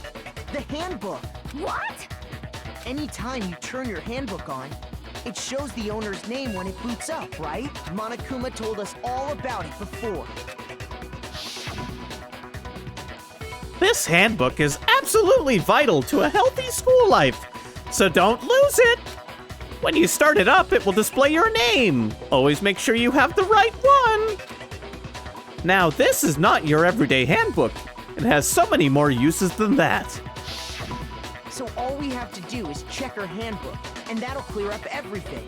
That's how we can find out Celeste's real name. That's an invasion of privacy. I refuse to cooperate.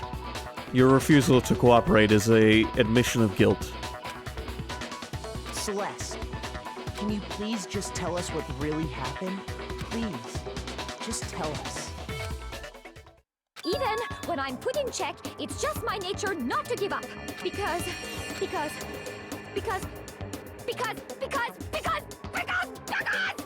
Until the game's over, you never know what might happen. Fine then. Let me settle it.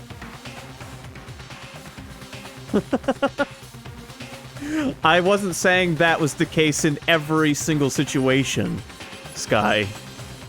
I meant specifically in this case. let me go over the case again, from the beginning, and shed light on all your crimes. And that'll bring everything to an end. Like in this situation, where we've already come to the conclusion of what's happened, the one piece of evidence she refuses to show would be the piece that would prove her innocent if it wasn't what we're assuming it is.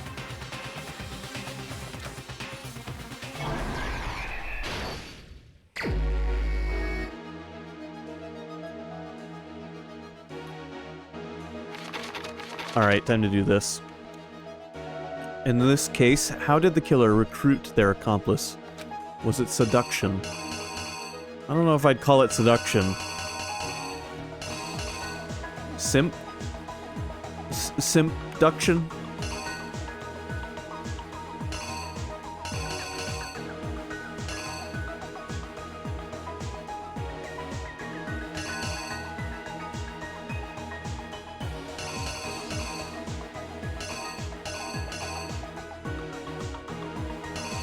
I guess this one. Are we sure the answer isn't cleavage? I mean, I don't know that Celeste was known for having much cleavage. She was always very... she was dressed like a nun, pretty much. What time did the killers call their victim to the rec room?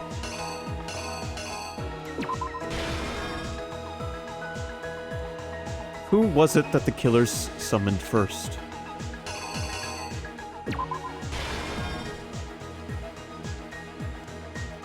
They knocked him out, then stuffed him in the Robo Justice suit to falsify their evidence. And they used a certain item to do it.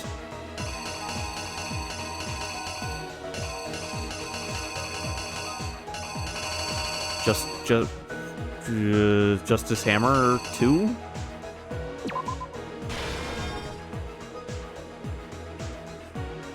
What time was Taka supposed to head to the equipment room?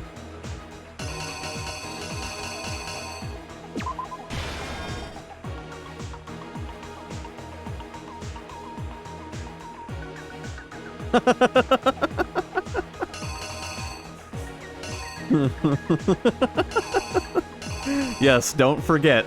Don't let yourselves forget. The Justice Hammer that was used to kill Taka, what number was it? 4. In the library, Hifumi used something to fake the existence of a shadowy criminal.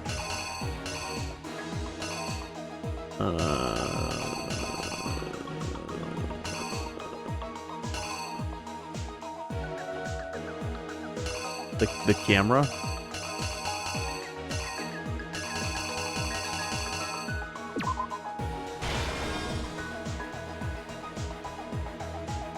Which Justice Hammer was in the nurse's office when he was pretending to be dead.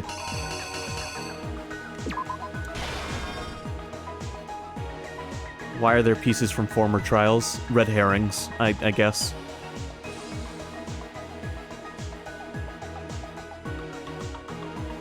Hifumi used something to move Taka's body.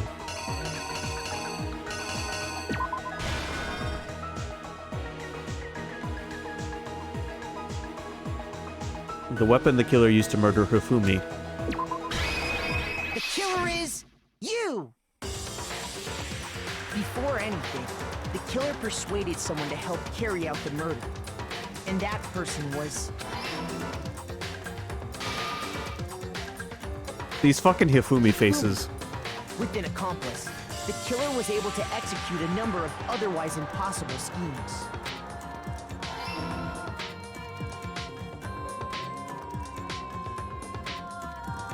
First, they convinced someone to meet them in the rec room last night at 1 in the morning. That someone they met with was Hiro.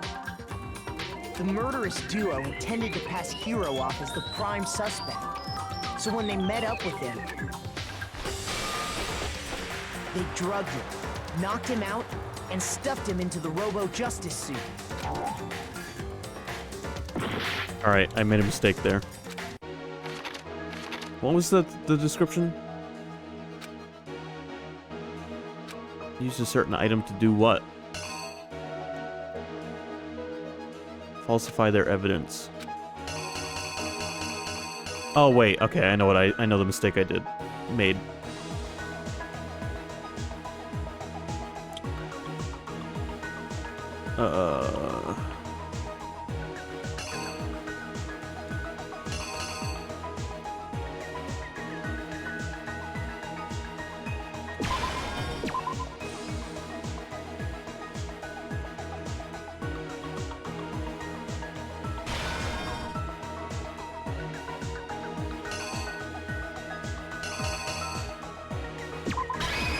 The killer is you!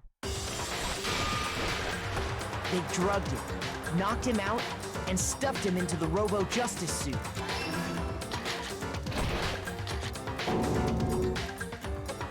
Next, Hifumi positioned himself to make it look like Robo-Justice was attacking him, while the killer used a digital camera to take pictures of the assault. They did all this just to create evidence that would put the suspicion on Hiro. When they were done with him, they shoved him, still unconscious, into the pool room locker. And then finally, at 6 a.m., they moved into the murder phase of their plan. They called Taka to the equipment room. I like how Taka's hair straight up turned white. And they never explain it, and it's canon. It wasn't just like his aura.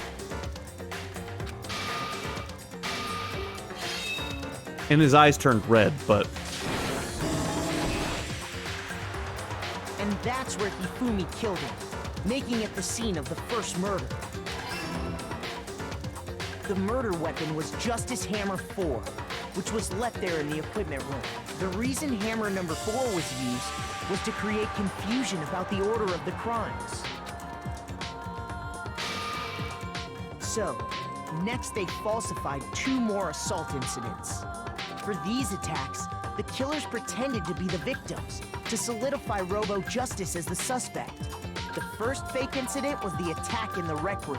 There, the killers wanted us to see Justice Hammer 1, and the Robo-Justice pictures they'd taken. They wanted to make sure we bought the surprise attack story. The second fake incident was the attack in the library. This time, they planted Justice Hammer 2, and an injured Hifumi, to sell us that story. With these 2 incidents, the killers were able to create a certain preconception in our minds that the suspect was increasing the size of the hammers and attacking people in order as they did. We fell right into their trap and started looking for the suspect based on that. But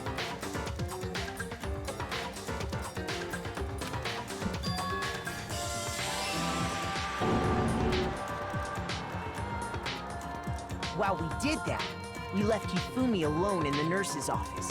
This was exactly what Hifumi was hoping for.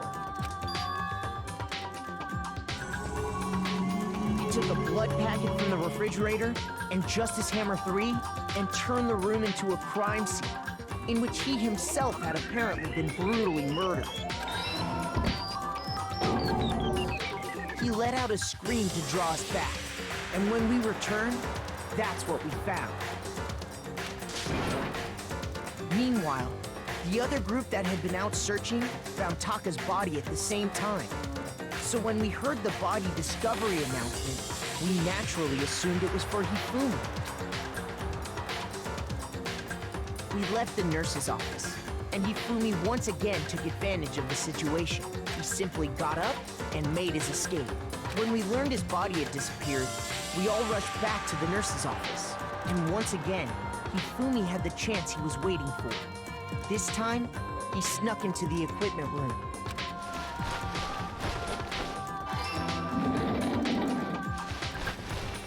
He wrapped Taka's body in a tarp and used the dolly to move it all the way down to the repository. That explains how each of the bodies disappeared.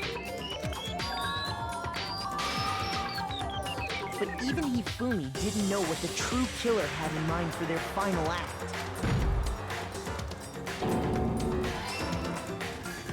Their plan all along was to kill Hifumi and get rid of the one person who could betray them. And they did it using an ordinary, everyday hammer from the repository. That should cover everything that happened in this case. And the villain behind it all is...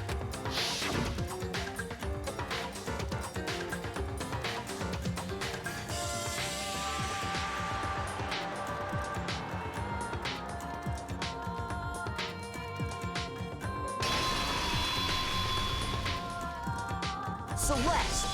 Sorry, you lose.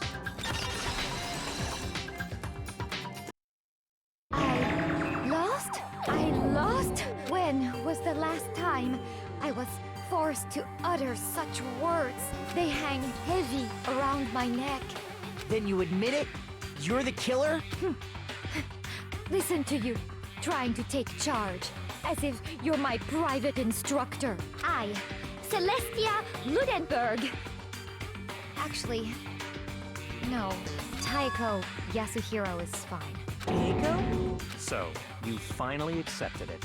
I'm the kind of person, once I've lost, I don't like things to drag on. Interesting.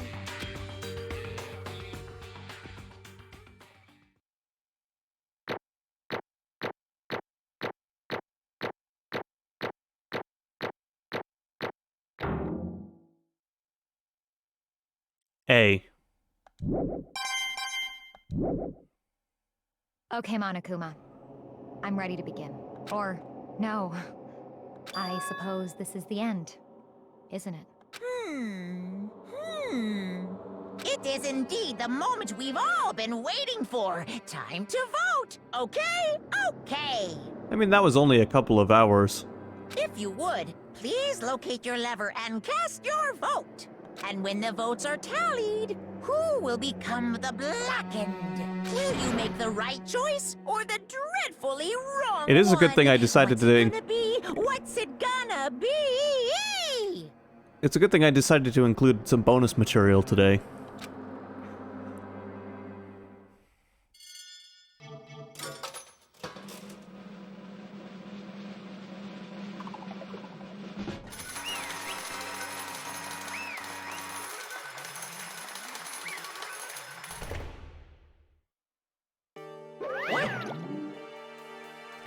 It's basically a formality at this point, but once again, you're totally correct. The blackened this time, the true killer who devised the whole stinking scheme was... Celestia Ludenberg! Or more precisely, Taiko Yasuhiro! Honestly. I lost. Well, that sucks. Guess trying to work with someone else was a mistake after all. Hifumi's ineptitude was beyond all my calculations. I knew it. So you really did approach Hifumi with this plan. But how did you get him to agree? I can't imagine he would have happily agreed to commit murder. I'm sure she relied on her speciality. Lying. My specialty? Don't make me laugh. I didn't have to lie to get him to agree. So then... Then, did you use... you know... I knew you'd figure it out, Kyoko. You're absolutely right. To get Hifumi to act as my accomplice, I used her. For everyone who's still left, I'll avoid mentioning it by name, but it's the only one thing Hifumi and Taka were both super into. Does she mean... Is she talking about alter ego? No, she's talking about feet. Say what? What? What? What are you talking about? Just a second. Don't interrupt. We're in the middle of a very important conversation here. I'm totally out of the loop, as usual. How sad. In other words... Then you're the one that stole it? Indeed. That's right. I see. And you used it to track Hifumi into the plan you'd come up with. Right again. Last night, after we had our meeting about how it disappeared, I paid Hifumi a little visit. What are you doing here? Actually... I was hoping I could talk to you alone. It is about what was stolen. I know who did it. What? Are you okay with this? It was Taka. He stole it. So then... And I have proof. Would you like to see it? As it turned out, I'd found a use for the digital camera. I'd taken you-know-what to Taka's room earlier and took pictures of it there. I deleted the picture as soon as I'd shown it to Hifumi, of course. Damnation! So it was him! But how did he do it? She was supposed to yell if either of us got close to her. You are correct, which is why Taka forced me to steal it. Say what? As for me, Please forgive me. He threatened me. Oh, He did. as for me, He came to my room last night unannounced, and then, it's hard for me to even say, he abused me. what? And he took pictures. He said if I did not do as he asked, he would show them to everyone. So I had no choice. Damnation! That's a crime! An absolute crime! I knew he'd gone a little crazy, but Say what? I never imagined he would go that far. It was amazing how completely he bought it. I can't express how enjoyable that was. I'm about to say something I've never said before in my life. Completely unforgivable! I'm going to kill him. I'm going to fucking kill him. most unfortunate. Wait, please. If you go now, you will be playing right into his hands. Actually, Taka is planning to use her to escape, and he has made you his target. What? Escape? How do you don't mean? Taka is going to try to kill you. Let go! What? indeed. And also he can keep her to himself.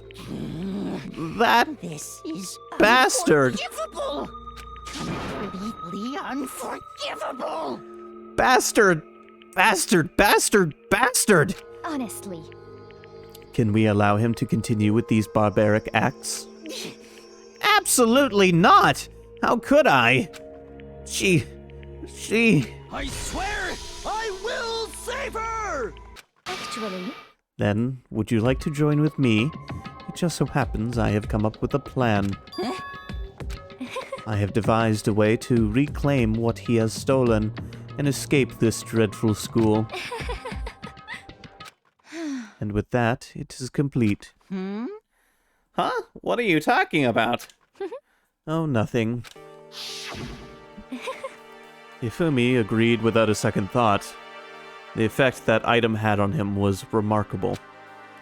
The power of love, even a love as twisted as that, can still drive people mad, it would seem. You disgust me. I see. I have another question for you. Was that strange costume Hifumi's creation? indeed. Yeah, it was a real pain in the butt, too. All I asked him to do was make something to hide the face and general body size. I had no idea he'd make something like that, but it's my fault for picking him in the first place. But So, why'd you decide to make me the suspect? Because you're stupid? That's it? Let's see. And in that regard, I made the right choice.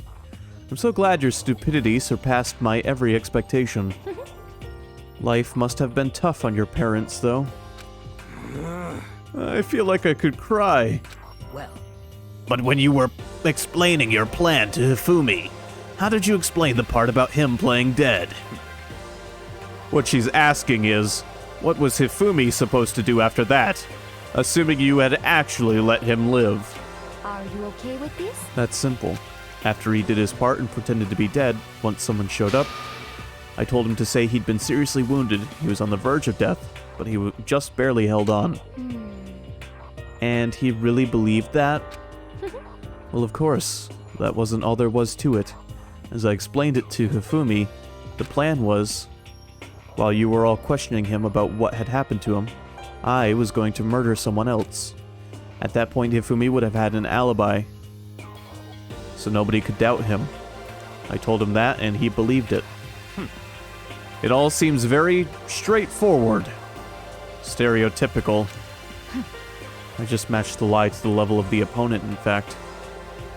Hifumi ate it up. He believed the lie wholeheartedly, right up until the moment of his death. So in the end... So you had planned to kill him all along? But of course. There would have been no point to my plan if the one who pretended to be dead did not end up dead himself. What the heck? How can human life mean so little to you? Well, That's a non-issue. I simply did everything in my power to win. Don't be mean! Now you sound like Byakuya! Except Byakuya hasn't actually tried to kill anybody. I wonder about that. No, he derives his pleasures from the thrill of the hunt. In that aspect, we are nothing alike. Why? Then, what made you take things this far? What the heck? Was it really just for money? Are you talking about the $10 million Monokuma offered us?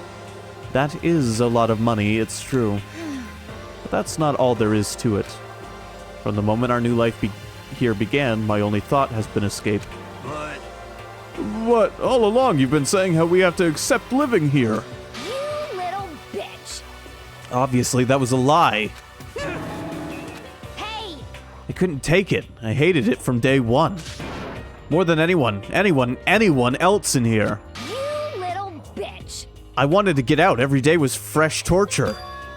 And do you want to know why? Huh? This is fine. Because I had a dream. Accepting a life where here would have meant nothing less than giving up on my dream forever. Honestly. And there was no way that I could ever do that. In the underground world of gambling, I risked my life to make a metaphorical killing. As for me, And it was all for that dream. And what was this dream of yours? isn't it wonderful? To live in a European castle. Castle?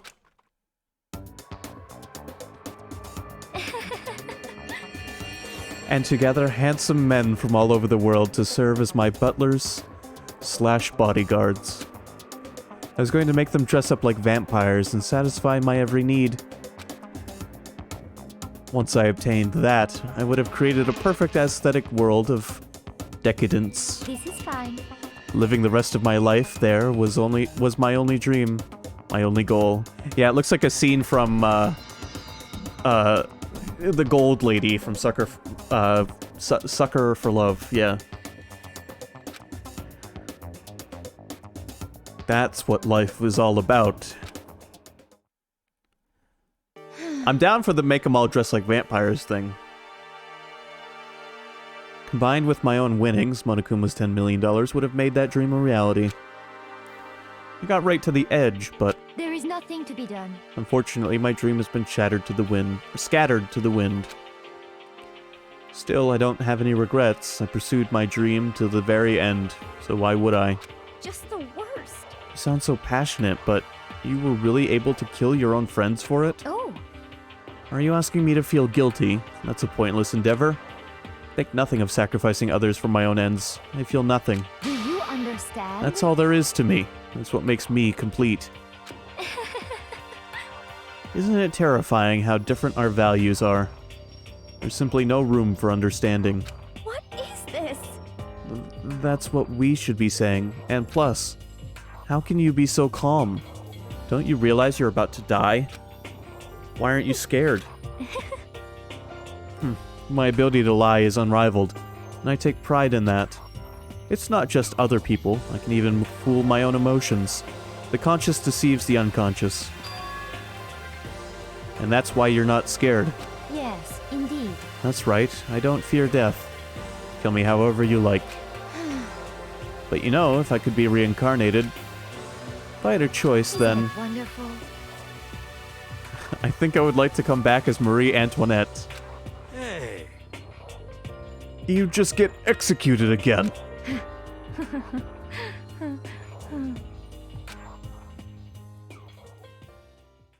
Celeste smiled then. And when she did, it looked to me like a poor effort to force it. She claimed she could fool her own feelings, but that statement itself must have been her final lie. And that weak, fake smile is what betrayed her. Kills! Chills! Kills! You all done? Okay, then let's get rolling. The blackened disturb the peace and must pay the price. Now then, I prepared a very special punishment. For her, the ultimate gambler. Let's give it everything we've got. It's punishment time! I guess I'll let Kyoko hold on to this. What? This is... Will it really give you the hope you're looking for? I can't say I ever saw it that way. Which is why... Actually, it's not important. Well then, take care, everyone.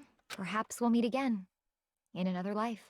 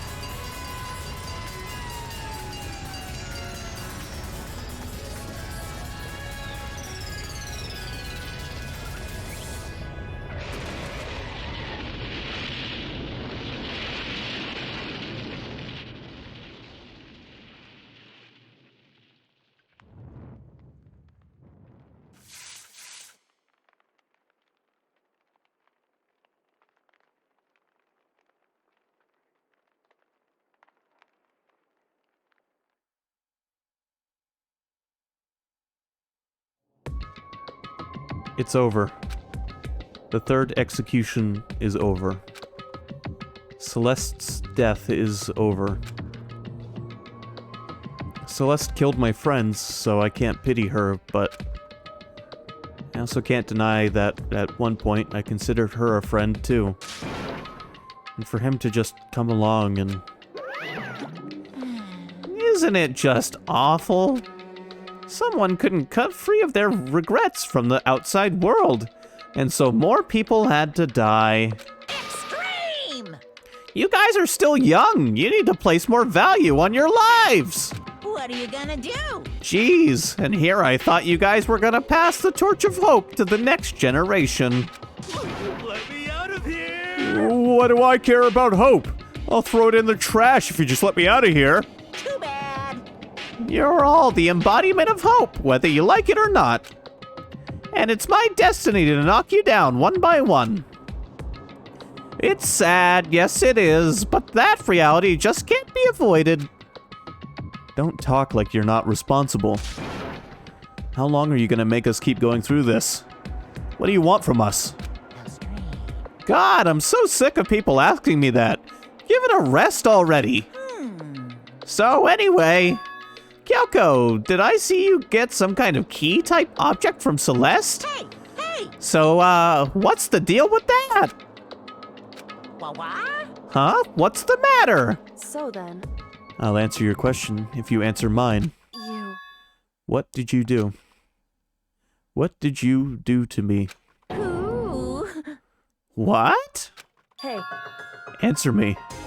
What did you do to my body? Ooh.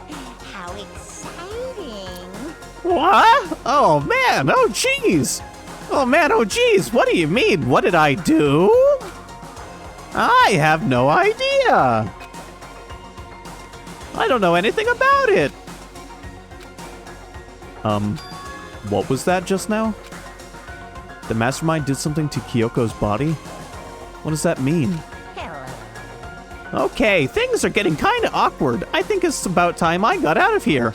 Well, Meanwhile, you guys can go on enjoying your school life. If you get lonely, give me a shout. Not that I'll do anything about it, of course. see ya later!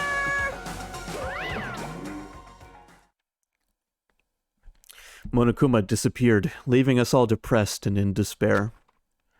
Although it wasn't all despair. There was one small hope. Hey, Kyoko, Monokuma already mentioned it, but what's that key that Celeste gave you? So... Most likely, it's the key to one of the dressing room lockers. Huh? What? Then that means... Celeste probably hid it in there. Hey, I suppose sometimes it's easiest to miss what's right beneath your nose.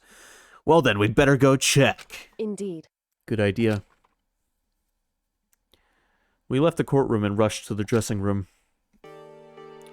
As we approached the dressing room, Kyoko looked back at us and said, Hey, I'm going to go on alone from here. Everyone else head to the dining hall. I'll check in with you later. What? Why exactly are you going alone? so... Do you even have to ask?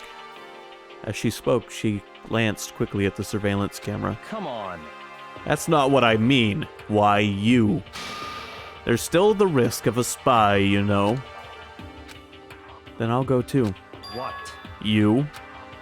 Please, let me go. Standing here arguing is just going to draw more attention to us. Goodbye. Do whatever you want. Thank you, Byakuya. well then. Then it's up to you now. Yo! I'm gonna go to the dining hall, okay? Wrong voice, Jesus. I'm gonna go to the dining hall, okay? He's gotta have the mixologist voice. Huh? So Makoto and Kyoko are gonna go together? Why are you so embarrassed, Aoi? It's not like we're taking a bath together or anything. Does that mean what I think it means? Okay. Good luck, Makoto. Girls like her are total pushovers when you show a little backbone. Now, what does that mean? What is that supposed to mean? I tried to forget what Hina said.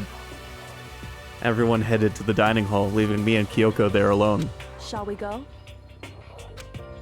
Yeah, So then... we need to get into that locker. Kyoko took the key from Celeste. Took the key Celeste had given her and unlocked the locker. And as the locker swung open, we saw... You really came. Good morning. It's been a while, hasn't it? It's safe, thank goodness. I'd never heard Kyoko sound so relieved. It was like she was speaking from the bottom of her heart. I did just what Celeste asked. I didn't say a word. I stayed quiet the entire time. Oh, and I think I might be able to open the last set of files soon. Maybe as early as tomorrow. I'm doing my best, so please wait just a while longer. So now we can officially say the case is closed. As far as the incident is concerned, sure, but... Can we take a second, since we have this opportunity? I want you to be honest with me. Kyoko, please tell me. What are you trying to do all on your own here at the school? You... Is that why you wanted to come here with me? However... Regardless, that's not something you need to know right now. I don't need to know? It just makes me even more worried. What? Worried? Like what happened during the investigation this time. You disappeared and we didn't see you again. Without warning, without explanation. When you do that, Indeed. it's only natural that they think I'm the mastermind spy, right? And you too. No! I believe in you. What? I think we're having a moment. You believe in me? Isn't it obvious? People believe in their friends, right? That's why I want you to tell me. And I want you to believe in me too. Because we're friends. I understand. It's true. Then maybe I can believe in you. Just a little bit more. Then, That's fine. fine, I'll tell you. I'll tell you why I've been disappearing and where I've been going. You see, I'm the mastermind spy. What I heard from Kyoko then was, Well, frankly, it kind of blew my mind. Right after I'd told Kyoko I believe in her, she told me a story that was, well, almost unbelievable. I decided I had to confirm what she'd told me with my own 2 eyes, so I waited for nighttime to come. And when it did, I went into action. Correct. The boys' bathroom on the 2nd floor doesn't have a surveillance camera or monitor in it. And in the storage closet there, way in the back. She said it was way in the back of the storage closet in the boys' bathroom. But could Kyoko really be right about this? That is not the boys' bathroom.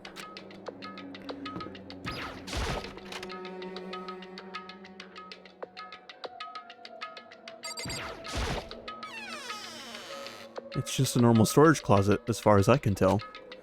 Secret Kyoko told me about. Could it really be hidden here? Thanks for the tip. She said it was way in the back of the storage closet. But I mean, seriously? Without thinking, I placed my hand on the back of the storage closet. And suddenly, as if I were being yanked in, gashunk. At the same time as I heard that sound, I fell through the wall.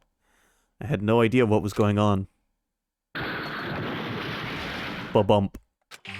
I had fallen through the back of the storage closet. Huh?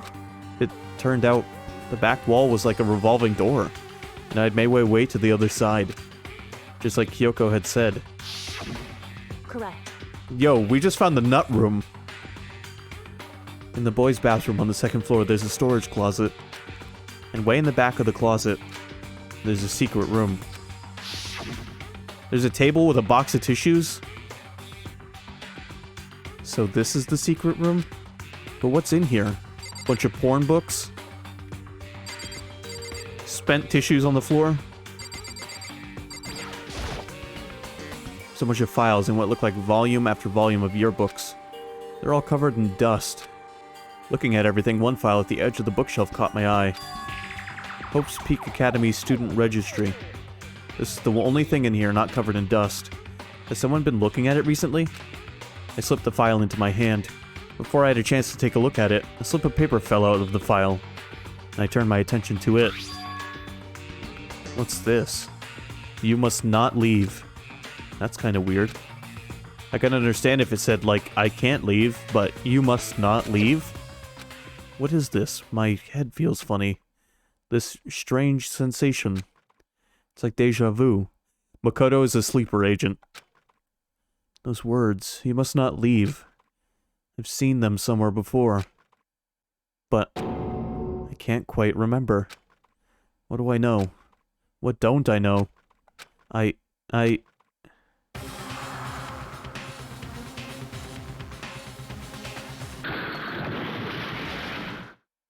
strange sound rang out through my head. It felt like it was shaking my brain back and forth. And then... darkness. I don't understand what's happening. You know, they can't kill us because we technically didn't break a rule. I don't know what started it. It's all over. And with that, I opened my eyes. I didn't know how long it had been.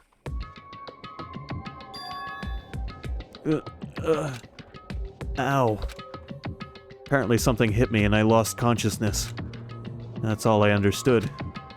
The dull, throbbing pain in my head proved that much, at least. Look what happens. She trusts us, we come in here, everything disappears.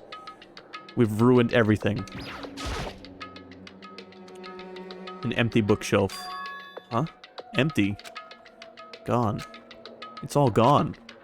The yearbooks, the student registry, and even the note that had fallen on the floor. It's all gone. What does this mean? My brain refused to do any more work. The insistent pain in my head began to spread across the rest of my body. For now, I should get back to my room. Get some rest. My body was heavy with pain. My mind heavy with thought. I dragged myself back toward my room. Somehow I made it back to the first floor of the school. The farther I walked, the more I felt. Things are getting blurry. Can't see in front of me. Couldn't stop myself from collapsing right there. And after that... As if from a vast distance I heard a sound. It was faint, but undeniable. That sound... It's coming from the gym? As I desperately hauled my shaky frame toward the gym, the sound got stronger and stronger. What's going on? It can't be nothing. Here in the gym?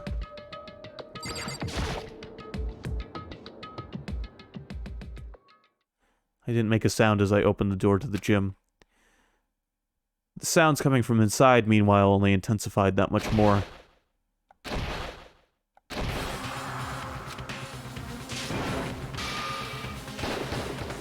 I completely forgot about this scene. Before me, there raged a battle beyond anything humanly possible. No, one side's not human, that's for sure, but regardless, I couldn't stop staring. I forgot to move or even breathe. Why, you? What do you think you're doing? I asked you a question. What's the meaning of this? How dare you defy me? This wasn't part of the deal! The deal? I've made a decision. I will no longer retreat, no longer compromise, no longer regret. I've made my decision. I'm going to resist you. Okay, but you do realize what will happen if you go through with this, right? You haven't forgotten, have you? What I'm holding hostage? What am I looking at? What am I hearing? A hostage? Then could it be... the mastermind spy is... a next-generation legend, stand tall, galactic hero.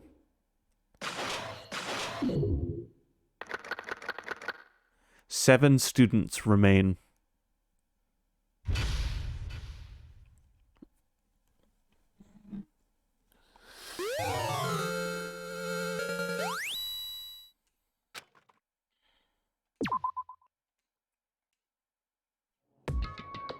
Alright, that's where we're gonna stop for now. We saved, we're all good.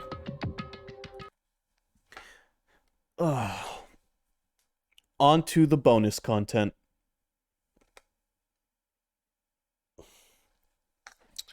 Just give me a second, I have to get my console set up. I'll be right back.